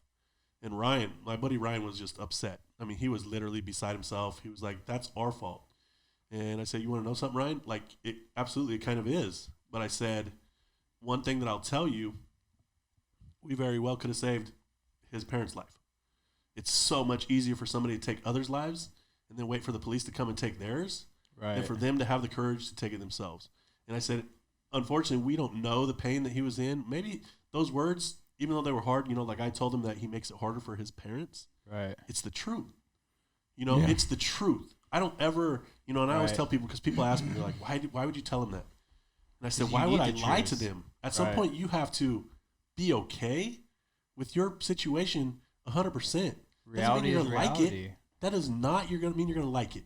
Right. You have to get to a point where you're okay, and you're okay to say, you know what, I crap myself every day, or I can't. But I don't. That's the thing is, like I always told him, I don't know what kind of phantom pain he had. I don't know what other trauma, you know, he had going on. But I say I do know that we did what she asked to motivate him. Right. And you know what his motivation was? Hurting somebody. Right. So am I sad that it happened? Absolutely. But am I going to be broke up and be like, man, you know, that could have been my fault? Well, it's also, if we're going to play the coulda game, I could have saved his parents. And ultimately, at the end of the day, too, it's like you didn't pull the trigger. You know what I mean? Right. I kind of feel the same way about just veteran suicide in general. You know, they throw the number 22 out all the time, and it's like, you don't know what that individual's going through. Mm-hmm. And it's like, who am I to judge and just be like, you can only walk your own shoes. Exactly. You know, and it's like, yep. I don't know. I think, because I mean, when you first get injured, you kind of always have those like suicidal thoughts. And it's like, would I be better off dead? Like, am I that much of a burden? Yeah. And it's like, you can't understand the pain that someone's going through. So it's like, right. If this was his option, this is his option. Right. And my gripe with like the 22 thing is, it's like, oh, well, 21 guys thought that it was okay to just offer themselves. So I'm not alone. Right. You know? Right. And it's like. Right. Well, you know, I think it was last year, the number came out, it was like 567 in the fiscal year last year. You know, so it was like 2 a day, you know. But that's the thing is, any amount a day, when it's so much greater than the general population, you have to start figuring out why, figuring out what's going on.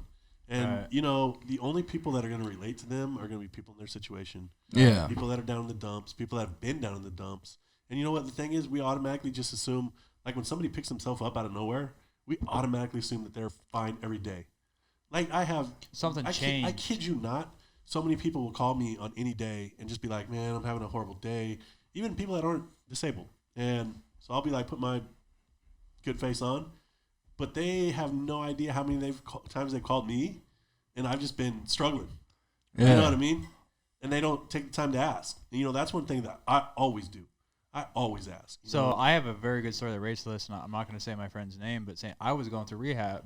I was in a fucking hospital bed, and I had a friend call me up, highly intoxicated at the moment, you know, and was like struggling and some shit, blah, blah, blah, and just like breaking down. I'm going through this and this. Marine buddy or buddy back No, home? just civilian friend. Yeah. But, you know, he was going through some shit, and like I didn't want to like, it's not just about me, like he's going through his own shit.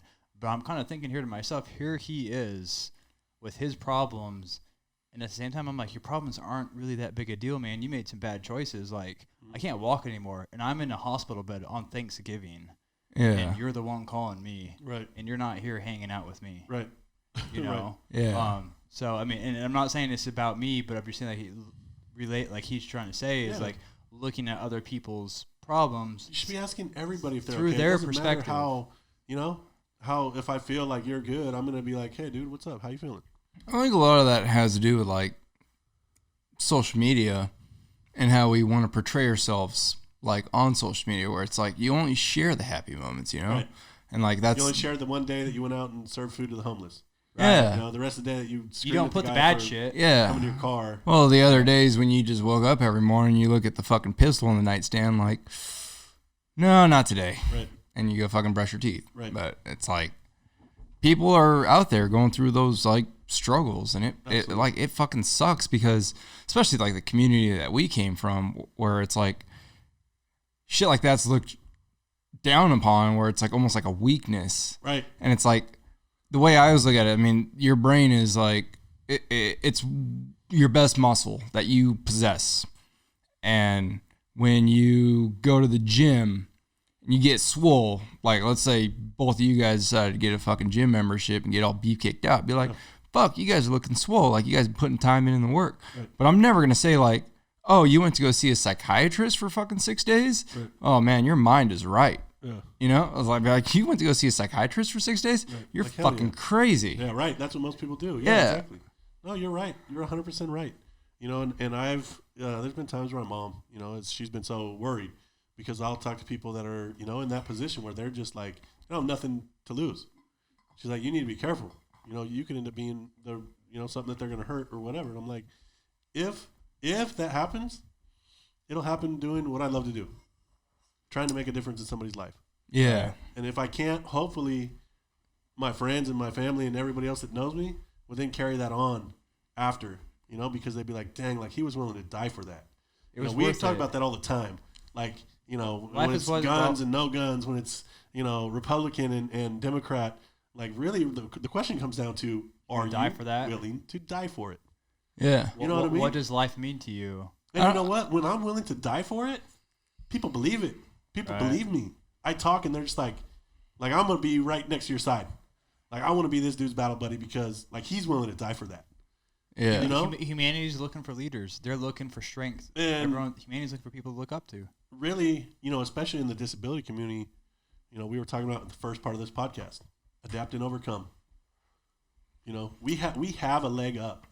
We need to be giving that to the rest of the people that don't, you know, that haven't shared that experience, that don't know what a battle buddy is, that don't know how to get out of a dark situation. Yeah. They're not doing it right. You know, how to put on that smiley face and just be like, man, you know. Taking care of each other, that, you know, your survival, like, lies within their survival. Absolutely. You take care of each other. And that's not just when you're in. That's when you're out. Right. If you don't feel responsible for your brothers at all, something's wrong with you. And you know what? Maybe there are some, and that's what I always say, you know, because I'll get like the people that are like, yeah, but this guy never does anything. This guy never goes out of his way to, and you're like, you don't know what's in his head. Yeah. We're just glad that he's participating. And for every 8 that participate, if we only get 2 that want to help somebody else, we're doing good. We're doing good. It's like kind of back what Tim was saying is about like social media. It's like you only see the shit people want you to see. Right. You don't get to see the other 99%. And that's why, you know, like I'm always willing to talk about my stuff.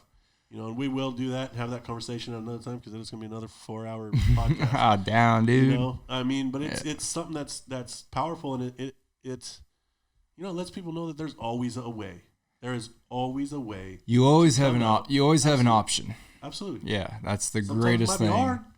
You know, sometimes it might be the most, you know, like I said, like with me, you know, crapping on the plane, I literally was mortified every day that was going to happen that I flew. There's guys that don't fly because of that fear. Absolutely. It's so bad. And you know what? That, like, honestly, like that moment, like, liberated me.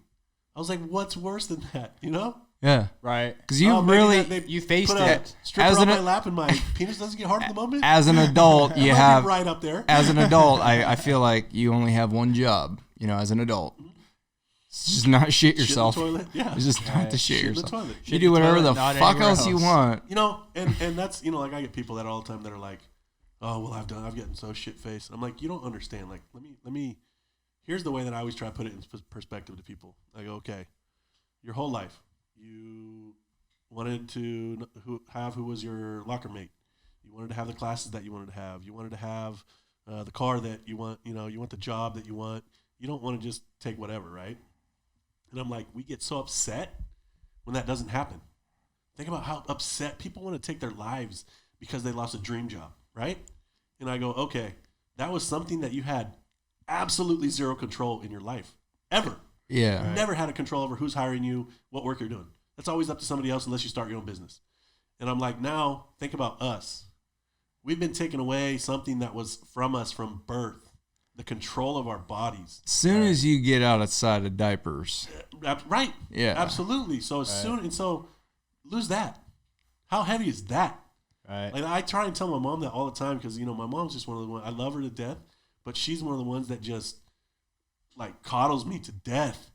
I'm like, Mom, like, I need to fall. I need to be laying here and, you know, piss and whatever else because I can figure out how to make it better afterwards. That's, you know what I mean? Changes you. Yeah. I mean, I never raised a paralyzed kid. Yeah.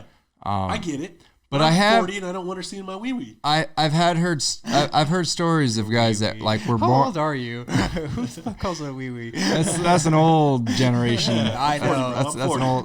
That's an old generation term.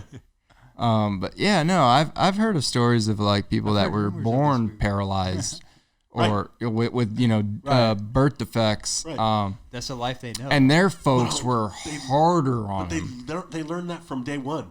Right. You're never having all of your abilities taken away from you. You know what I mean? Yeah. That's what's hard, what people don't get. Because I all the time, too, I'm like, look, the kids that do Kids Day at the Veterans Game, I'm like, let's salute those guys. They're amazing. Mm-hmm. But really, when you think about it, like, they've been that way from birth, a lot of them.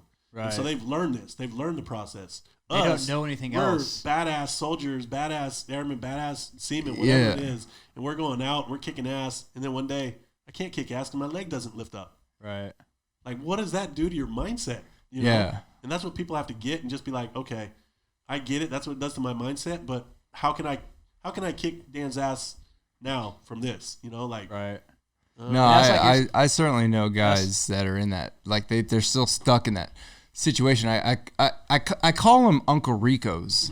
Because it's like they're always looking back, like, oh man, like back when I had my legs, like, you know, Right. It's like, come on, like, what are you gonna do now, though? Right. You know, I think we all still do it to a certain degree. Because I'm not gonna lie, I still do it sometimes. Oh yeah, You know, like looking. But I apply it where I'm like, you know, if I'm in my mountain trike and I'm like going up a hill and I'm like, fuck, I'm tired. I'm like, well, would an able-bodied team be tired? Right. No, so suck it the fuck up and get the fuck up the hill. I like the way that whatever you gotta do to get up there. David Goggins says that. Have you read David Goggins' book? Yeah. I like the way he said it, like just stealing it from the sim, but he calls it the cookie jar of like the idea of like you've already accomplished that, so it already add, you know, it's not that you're living in the past, it's that I know I can do this. Why the fuck do I have any, you know, excuse now? Right. Yeah. Like, what do you need to prove? Right, exactly. Go back, like, no, I've done this shit before.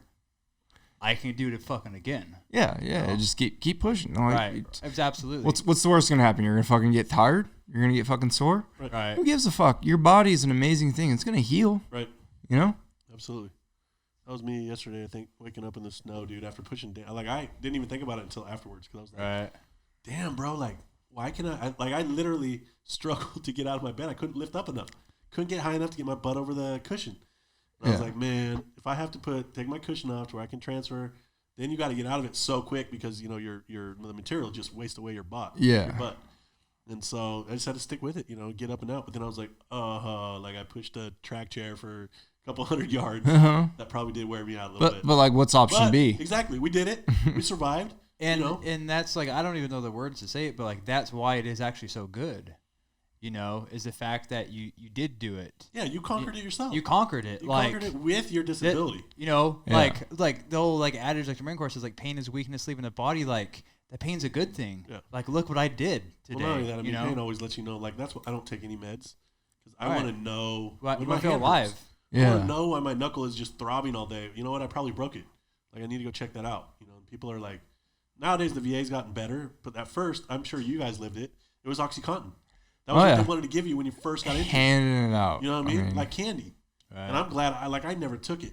And, sometimes I would take the oxycodone, but really I was just like, I didn't want it. When I was in the hospital, I was only 2 days using the morphine. And the rest of the days I told them I didn't want it. And there was days where it hurt so bad, but I know in that hurt so bad that I'm healing. Oh, I was smacking that Dilaudid. Right. Yeah, that little button they give you, hit the Dilaudid every fucking hour or whatever. Yeah. I was like, swoop, set a timer. All right, let's go. See, but the thing is, though, then you end up hitting that button when you don't need to. I love the feeling. We're right. You know what I mean? And that's, It made watching Scrubs for fucking 8 hours a day fucking tolerable. Bearable. Absolutely. But unfortunately for a lot of guys, it made them go to heroin when they got out. You got to snap out of it. Eventually, taking stuff away from them, getting on top of them, they end up in. I hear you. Yeah, it's fucking. It's like look at the cause, not the effect. You gotta have the strength. You gotta have the strength to just be like, I can't do this all the time. Or they gotta open up, like medicinal marijuana. They have to open up. The VA's got. There's so many people with psych stuff that would 100% be healed by that. I think we're getting there. I hope so. But we got to go federal first. Yeah. And it's like, we'll see when that happens. Like I said, hopefully everybody will talk to their senators, congressmen about my buddy that, lost his VA grant because he works. He works. And you know what? He's happy there. And why are they going to take away a grant when he's happy now with his job? He can function in his job. And his job allows him to what's smoke. the difference between working at a dispensary and working at a 7-Eleven? Or what's the difference between taking the marijuana and taking all the drugs that they give you? Right. That honestly do way more damage. You can't drive when you're on OxyContin. Big pharma. That's heroin, exactly. Big farm. That's exactly what it is. Yeah. We need to keep lining the fat cat's pockets. Why? Because it's going to put it, exactly. Someone else is going to get rich. That's what I think got to Joe Biden. Like, you heard him recently just openly say, like, marijuana is a gateway drug. I was like, well, okay, you're fucking out. Yeah. Because you're just an old white dude. Like, what kind of fucking, either that or he's trying to play a card and try to appeal to more, like, conservative voters. But it's like, dude. I think a lot of just people are trying to play cards. But it's literally, there's an age, like, a little bit older than me, and you just are adamantly against marijuana. I've met maybe one person in the last 8 years that was 100% against it. Yeah. And it was an old crusty white lady that cut my hair in Alabama. Yeah. Oh, that was Trey in Georgia. And now, he partakes when he needs to. It's until you need to be around it. Absolutely. Like, you just got to get introduced. Like, you see what happens. You'd be surprised how many people that you know in your life that smoke. Right. That was me for a while because, like, I didn't smoke when I first got injured. I really wish I would have. Right. But there was always that stigma. Right. That stoner stigma. Like, oh, this guy's just a do-nothing, lazy stoner. He's just going to smoke his weed and play video games. Right. But it was like, and then I started meeting elite athletes. But then where are you at right now? Right. Who were just like, yeah. We're looking at the Xbox here, right?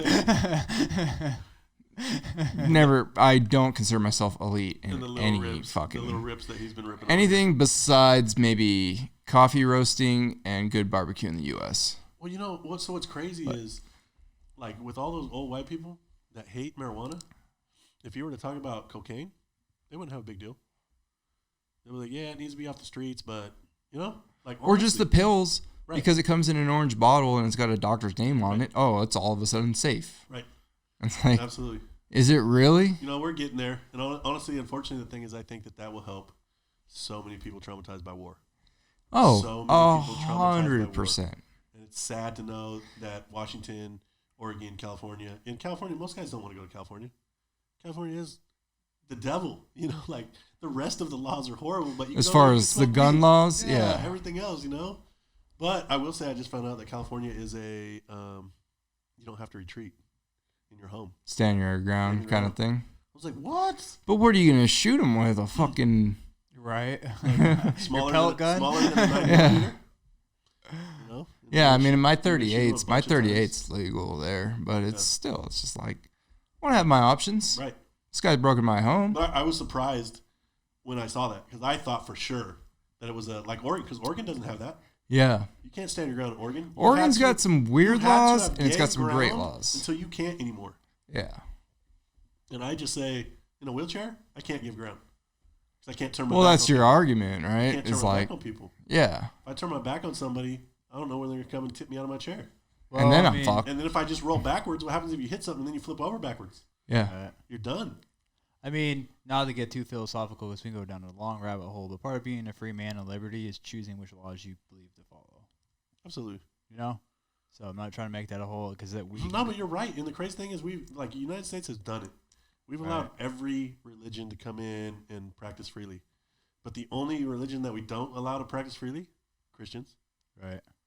You know, we took everything away from them. We took stuff that was up and that had been up for a long. I mean, I get it because you're not being fair because other religions don't have that. But we were founded on that. You know, we were founded on that religion. Once you There's an argument. Oh yeah. Once you start taking that out, though, you're done. Like, where do you go? Right. God has to be brought back. Absolutely. Oh, Me and Dan are gonna bring it back in some fun and It's fun ways where we poop fun ourselves. and maybe I some have like, no problem with religion, right, but it's when you start trying to push it on other people. right. You know But what I mean? Think about it. Like when the 10 Commandments were up in schools, nobody pushed it.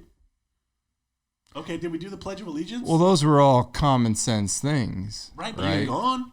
You know what I mean? But they're gone. I wouldn't say they're common sense, to be honest. But they're gone now. Why are they gone? You know. But those are values that people should be teaching their children anyways, right? You know, it's like that's where it comes to. Why? Well, okay, so why do you want to rely on a public school to teach your kids morals that you? Right now we have to.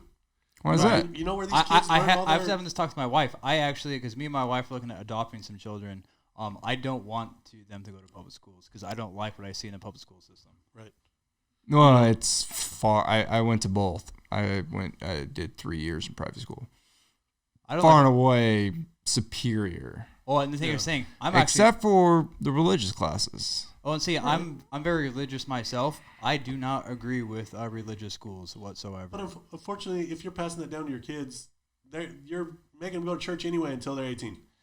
You know what I mean? Like I grew up, we were at church every Sunday. And if I didn't want to go, my dad smacked me upside the head and said, Damn be straight. changed. Right. Go get You're changed. going. You're going. You don't have to believe it, but you're going. And that didn't make me believe it. Right. Like I got out and I questioned Mormonism, I questioned all these other ones, trying to find out where I belong. Yeah. You know what I mean? So just because you put it in front of them, it's a process of it. Yeah, and I think there are some folks that just hold on to it like it's all factual based, and it's like right. But they're lessons and their stories. Because here's the thing: what's faith? The evidence of things unseen. 100%. Okay. So all the stuff, when I ask you to have faith in God, I don't want you to tell me about the time that you witnessed a miracle. You know why? Because that's no longer faith. You saw it, you felt it, you lived it. Yeah. Now you know. That's what a about testimony. for the rest of us who didn't see that? Exactly. That's a testimony. But faith is the people that we teach and we put in them, and they, decide they want to believe in that higher power. Maybe they don't. They believe in a different one. Yeah. And ultimately, that's faith. And I get it. Faith is what you talk about when you say belief. What you're willing to die for. That's what life always comes down to. It's faith. Life always comes down dragouts. Life always comes down to faith. And I don't mean just necessarily like a Christian faith, but whatever faith you put that in. Yeah. The boy's gonna be 8 with a Copenhagen and a beard, and the little girl is gonna be like tutu, fluorescent tutu on top of her jeans. And out with Becca protesting, Oh fuck! No, she's So- not protesting. She'd be out with me shooting a rifle. So the biggest thing with religion with me is it's when you get the idea that yours is correct and everyone else is false. Right. That's not just Christianity. Right. I mean that goes for Muslims. That goes for what's wrong with that, though? Hebrew. Well, but here's the thing. Here, two plus two is always 4. We never pushed it. We never push it. We push it. We push it in other countries. Well, that's why it's belief, though. People go and they do their missionary. Every religion sends missionaries out. You can believe whatever you want. Like just what Jeff was saying. Your parents can send you to certain schools. Yeah. But here in the United States, no. Like Christianity's not. So, You know what I mean? so going back to the point that I'm making is like I wasn't pushed any religion. I feel like my moral compass is pretty well adjusted. Right. Right. And it's like you shouldn't have to depend on a public school to teach your kids those things, those 10 commandments or whatever, the 10 laws of Islam. Job. Like, I get that. Right. It's your father's I get job, that, but unfortunately, kids these days, they don't even play video games. They don't play they play video games, but they don't even play like with toys. They watch. Like they will literally have the Mario Kart series, like all the figurines, and they will get on YouTube and watch some Asian kid that has a million followers, and he's playing with the figurines. So and they're like watching it, being like, "Oh, you see how he made that ladder into X-wing for his?" And I'm like, "You guys have that same toy. So why can't you do that?" Let's go down a rabbit hole for a minute, because I'm not trying to single out Tim, because I play it, like we were talking about earlier before this started. I played a lot of video games in my life. I get it; they're fun, they're addicting. The reason why I'm very anti-video games this day is because I realize in my life personally they were depressing me, because you're living in a fake virtual world that it gives your brains the same signals as doing drugs. That what's the dopamine release or whatever is in your brain. Like you get happy from doing this, or you think you are, but you're not really, because I don't want to do this in a virtual world. I want to do this in a real world. Well, it's just like you, the one you're into right now. Yeah. Old West, dude. You get out in the Old West. Go down to Arizona. Why do you need to hunt and fish in a video game when you can go do it in real life? No, I get that. And it's like back to the warrior concept. Like shooter games are the most, I would say probably the most popular with little boys. Yeah. Why? And veterans. Because they want to go out and want to know what it's like to kill a real man in their life. And I'm sorry, but I don't have a problem with that, because that's who we are as men. Yeah, but that's not a good value to teach. I'm not saying the value. The values of guns, that they can kill. Right. That's the thing, is they don't believe that they can kill. They're shooting people 10 times before, I finally got you. You shot me 10 times first.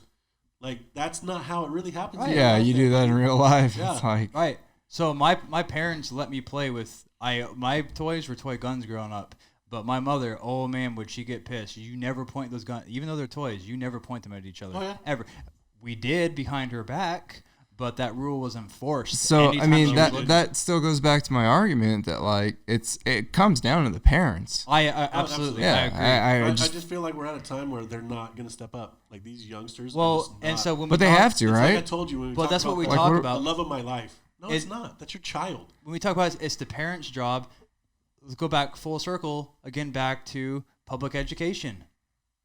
The state's teaching people, not the parents. Right. And that's where I come from, being a very religious man. Absolutely believe in the Bible.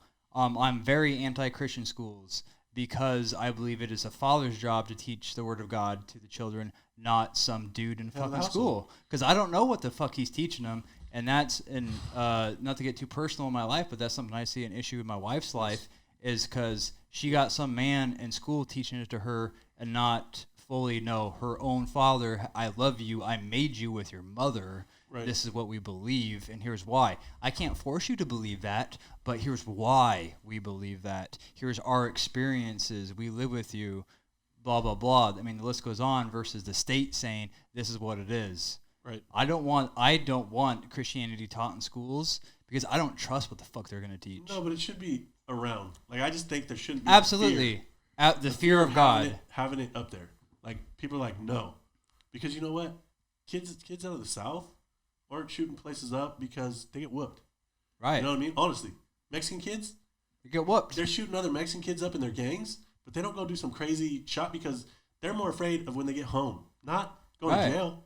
They're afraid of getting home, and they all chose those gangs. They're living that lifestyle. They all chose the lifestyle. It's like, why we don't have the idea of going to war, shooting a fellow combatant, it's okay, but shooting women and children who aren't combatants, right.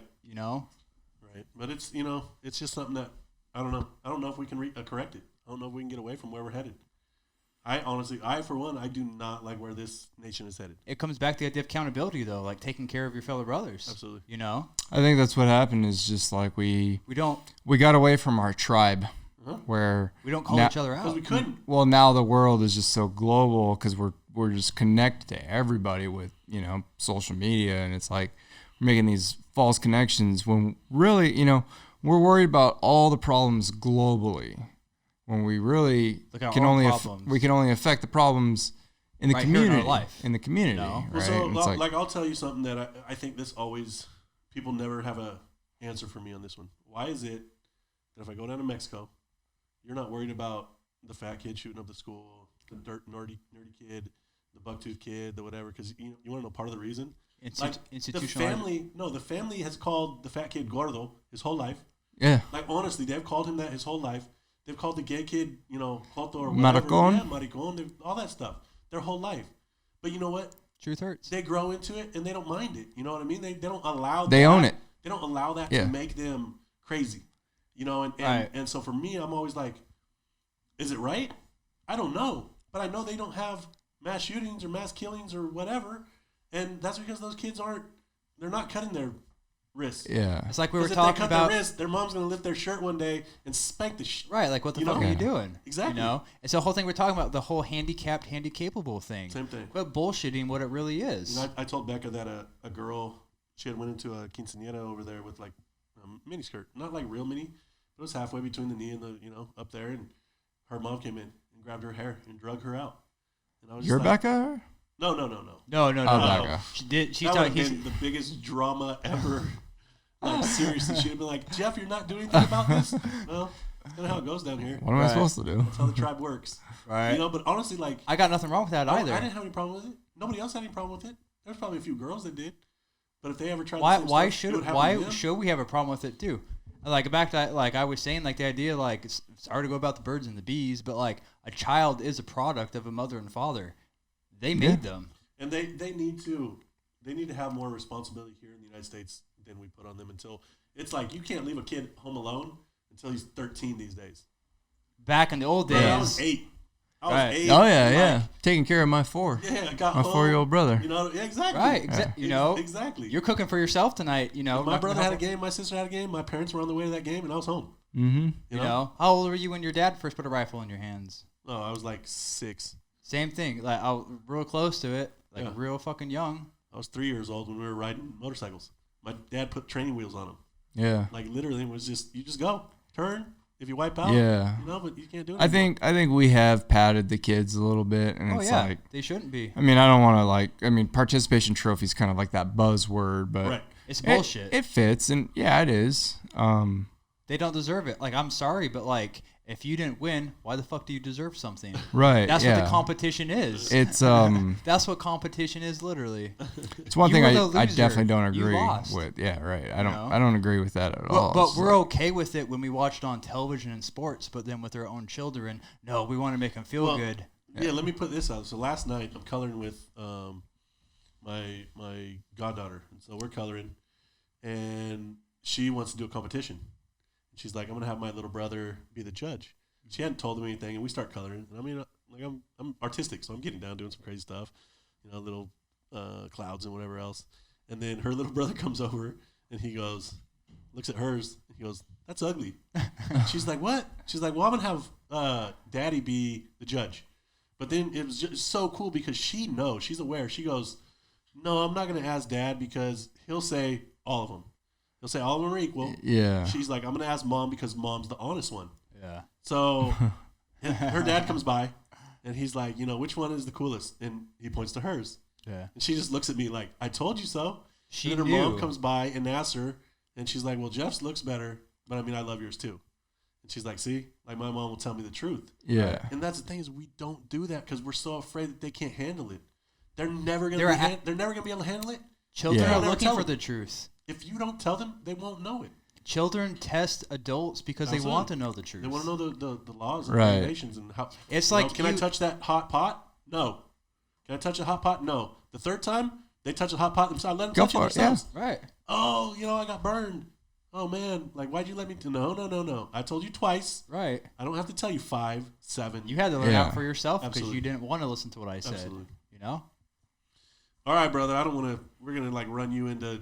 You're over there looking like you're. I can do this. I can do this all night. We go down a lot of. Me and Jeff go down a lot of rabbit holes on. Yeah, we haven't even set the record. Oh no. No, not yet. I'm down.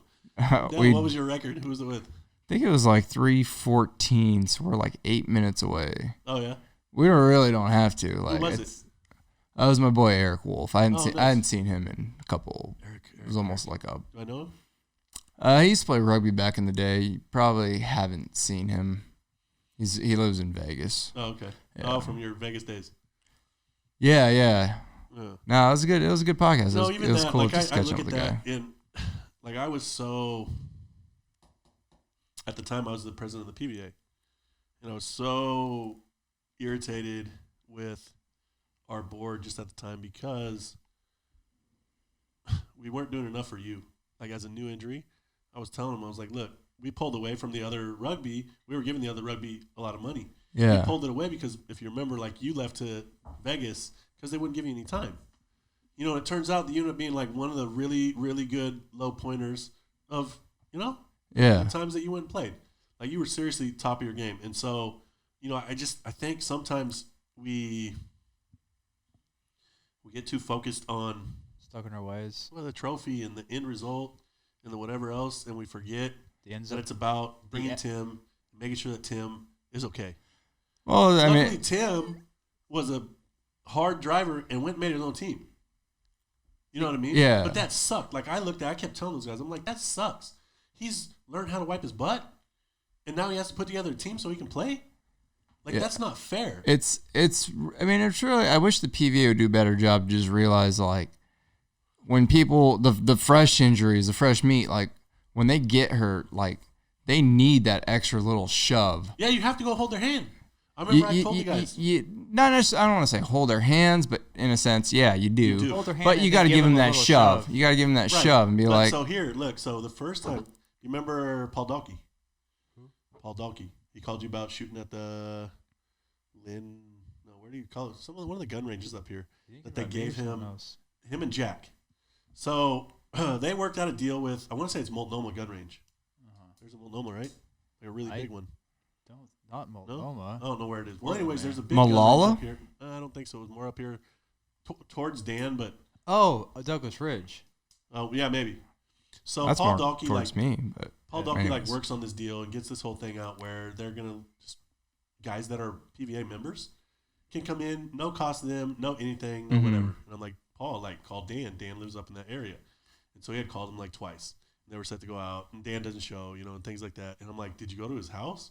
And he goes, I'm not here to hold anybody's hand. And I was like, thank you, you're done, because that's exactly what we're here for. We're here to hold his hand. And like you said, give him a little push. Because you're relearning life. Because he is scared, what happens if I go and I shit myself? And that's the idea of parenting. Parents hold their children's hand for a while until it's time to let go. Dan wants kids. He does, yeah. Becca, I'm getting about ready. Well, because I feel like, honestly, Dan wants kids. I think he'd be a good dad. When we talk about changing the world, I mean, that's one of my opinions. I think a kid might be the end of them, though. Who's gonna? We're gonna have to find another. We're gonna have to find another Dan. Yeah. Yeah, I'm still. We talking about? I got a wife, and I'm still going out in the woods. Right. Which bathroom is your kid using? I don't fucking know. I don't know. Ask my wife later. Outside. Oh no, you're referring to the. Yeah. Whatever fucking's between their legs is where they're going. I know. I knew where Dan was gonna go with I that. thought you meant in my house, like you're talking like a cleanliness outside. Thing. Dan's no, gonna I agree with him. No, you go in the bush. Yeah. No, when you turn 8, you get toilet paper. I was talking about right. Pick up the right leaves. Don't pick up the poison oak leaves. I've known someone who's wiped their ass with poison oak. It can't be pleasant. No, definitely not. Well, that's where we're at. That's where we're wanting to go with our venture. We're wanting to get people out, but we're also wanting to, number one, show them there's no limits, but also number two, be like we've decided. We've already talked about some of the topics that we know are going to come up, and I was like, where are we going to stand? And Dan tells me his view, and I tell him mine, and most of the time we align. And so we're like, okay, you realize that we're going to have backlash from that, Yeah. That's what I'm looking backlash for. from calling people this or doing whatever. Well, what's always good is just to have the fucking conversation. Absolutely. Because I think we're at this point in the country where nobody wants to fucking sit down and talk. What it's going to come out to is results. Yeah. If we're dragging people out and that becomes their lifetime sport and we're getting the results, it doesn't matter if we're calling them fat or we're calling them skinny or ugly or whatever. Yeah. Hey, dude, you like missed like 5 times. Like, yeah. Or it's like if they're having trouble transferring, you're like, you lose fucking 20 pounds. Yeah. Might fucking make it a little bit maybe easier. If you weren't a fat ass, yeah, might make easier. it. Yeah. Are you guys talking to me? Are you guys talking to me? You have no problem. I know you transfer. can transfer. The moment you're like, oh, dude, I can't fucking transfer into that truck, I'll be like, yeah, might be time. Yeah. Yeah. Did you really need seconds last night? Yeah. You know? That happens a lot. That's to me because then I can't lift my leg up. I'm like, oh. Yeah. Damn. Nah, man, I love what you guys are gonna do because you're gonna show the real. Right. And it's like it's not always fucking right. I have this not like a rose garden. I have this ongoing beef with like all the wheelchair Instagram influencers because all they're doing is posting pictures of them like on the beach or at Machu Picchu, and it's like, let me see the days when you mistransferred, fell on the floor, and you needed help up, or stick your hand out and help somebody else on that same trip to take that trip with you. Right. Like, yeah. try that, push that. Absolutely. I hear you on that.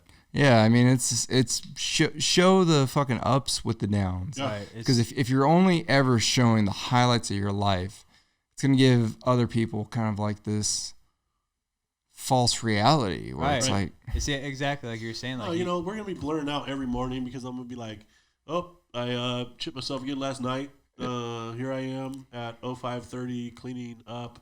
I'm going to go through about a package of wipes. Right. You know what I mean? Yeah. My tent's going to smell for about 3 days, but luckily we're here for 3 days and I can air it out and whatever. Just show stuff like that. Just be like, this is what we do, I love it. No, when it finally takes off, let me know and we'll get you guys back on and promote it. And after December, like right around Christmas when we're done with the trip. Dan's going to Becca's parents for Christmas. I don't know. We might be home by Christmas. Oh, really? Well, now that I know my little brother is having that surgery and he's on leave, I want to be home. When is he having that? He said it's on the 4th, and he has 30 days from then. So I'm assuming 4th of December. Right. So I'm assuming then that means he's probably leaving around January 4th or that time frame. Yeah. So I want to be back.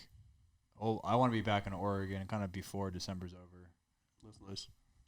Look at some flights. What? Look up some flights. Why? We're driving. I know, but maybe you fly there and fly back, and it costs you a couple $100. Right, but if we're done like cutting and trays like on the 16th, 17th. Right. I'm just meaning, I know Becca was also excited to see her family. You know what I mean? I don't think she's that excited. True. Touche. You did definitely have me there. Right. All right, gents. All right, Tim Bixay. Hey. What's that? No, we're like a couple minutes short, but we'll do it next time. Well, yeah, we'll break it next time. No, not even worried. I guarantee you. The next time when we we'll have some stories. You might break the viewers. I mean, like the listeners and the downloads. We're gonna go to the old American Me storytelling. So. Oh yeah. So, yeah. No, well, I'll either have to try to catch you on the road or next time you're back home. But we'll definitely. Well, I'm gonna try and be back like after Christmas. So if Dan's here, and you're here. Might be. I might. I don't know. I gotta. I gotta decide when I'm gonna hit the road. Florida. Yeah. Gotta decide when I'm gonna hit the road. But no, man, we'll at some point down the road. Or if I'm there when you make it there, just let me know. Yeah, for sure. Crazy. No, we'll be in touch the whole way. So. All right, brother. Thanks, guys, for coming on, man. No problem, man. This has been awesome. Absolutely. So, we'll wrap it up for tonight. All right, brother. Good shit. Laters.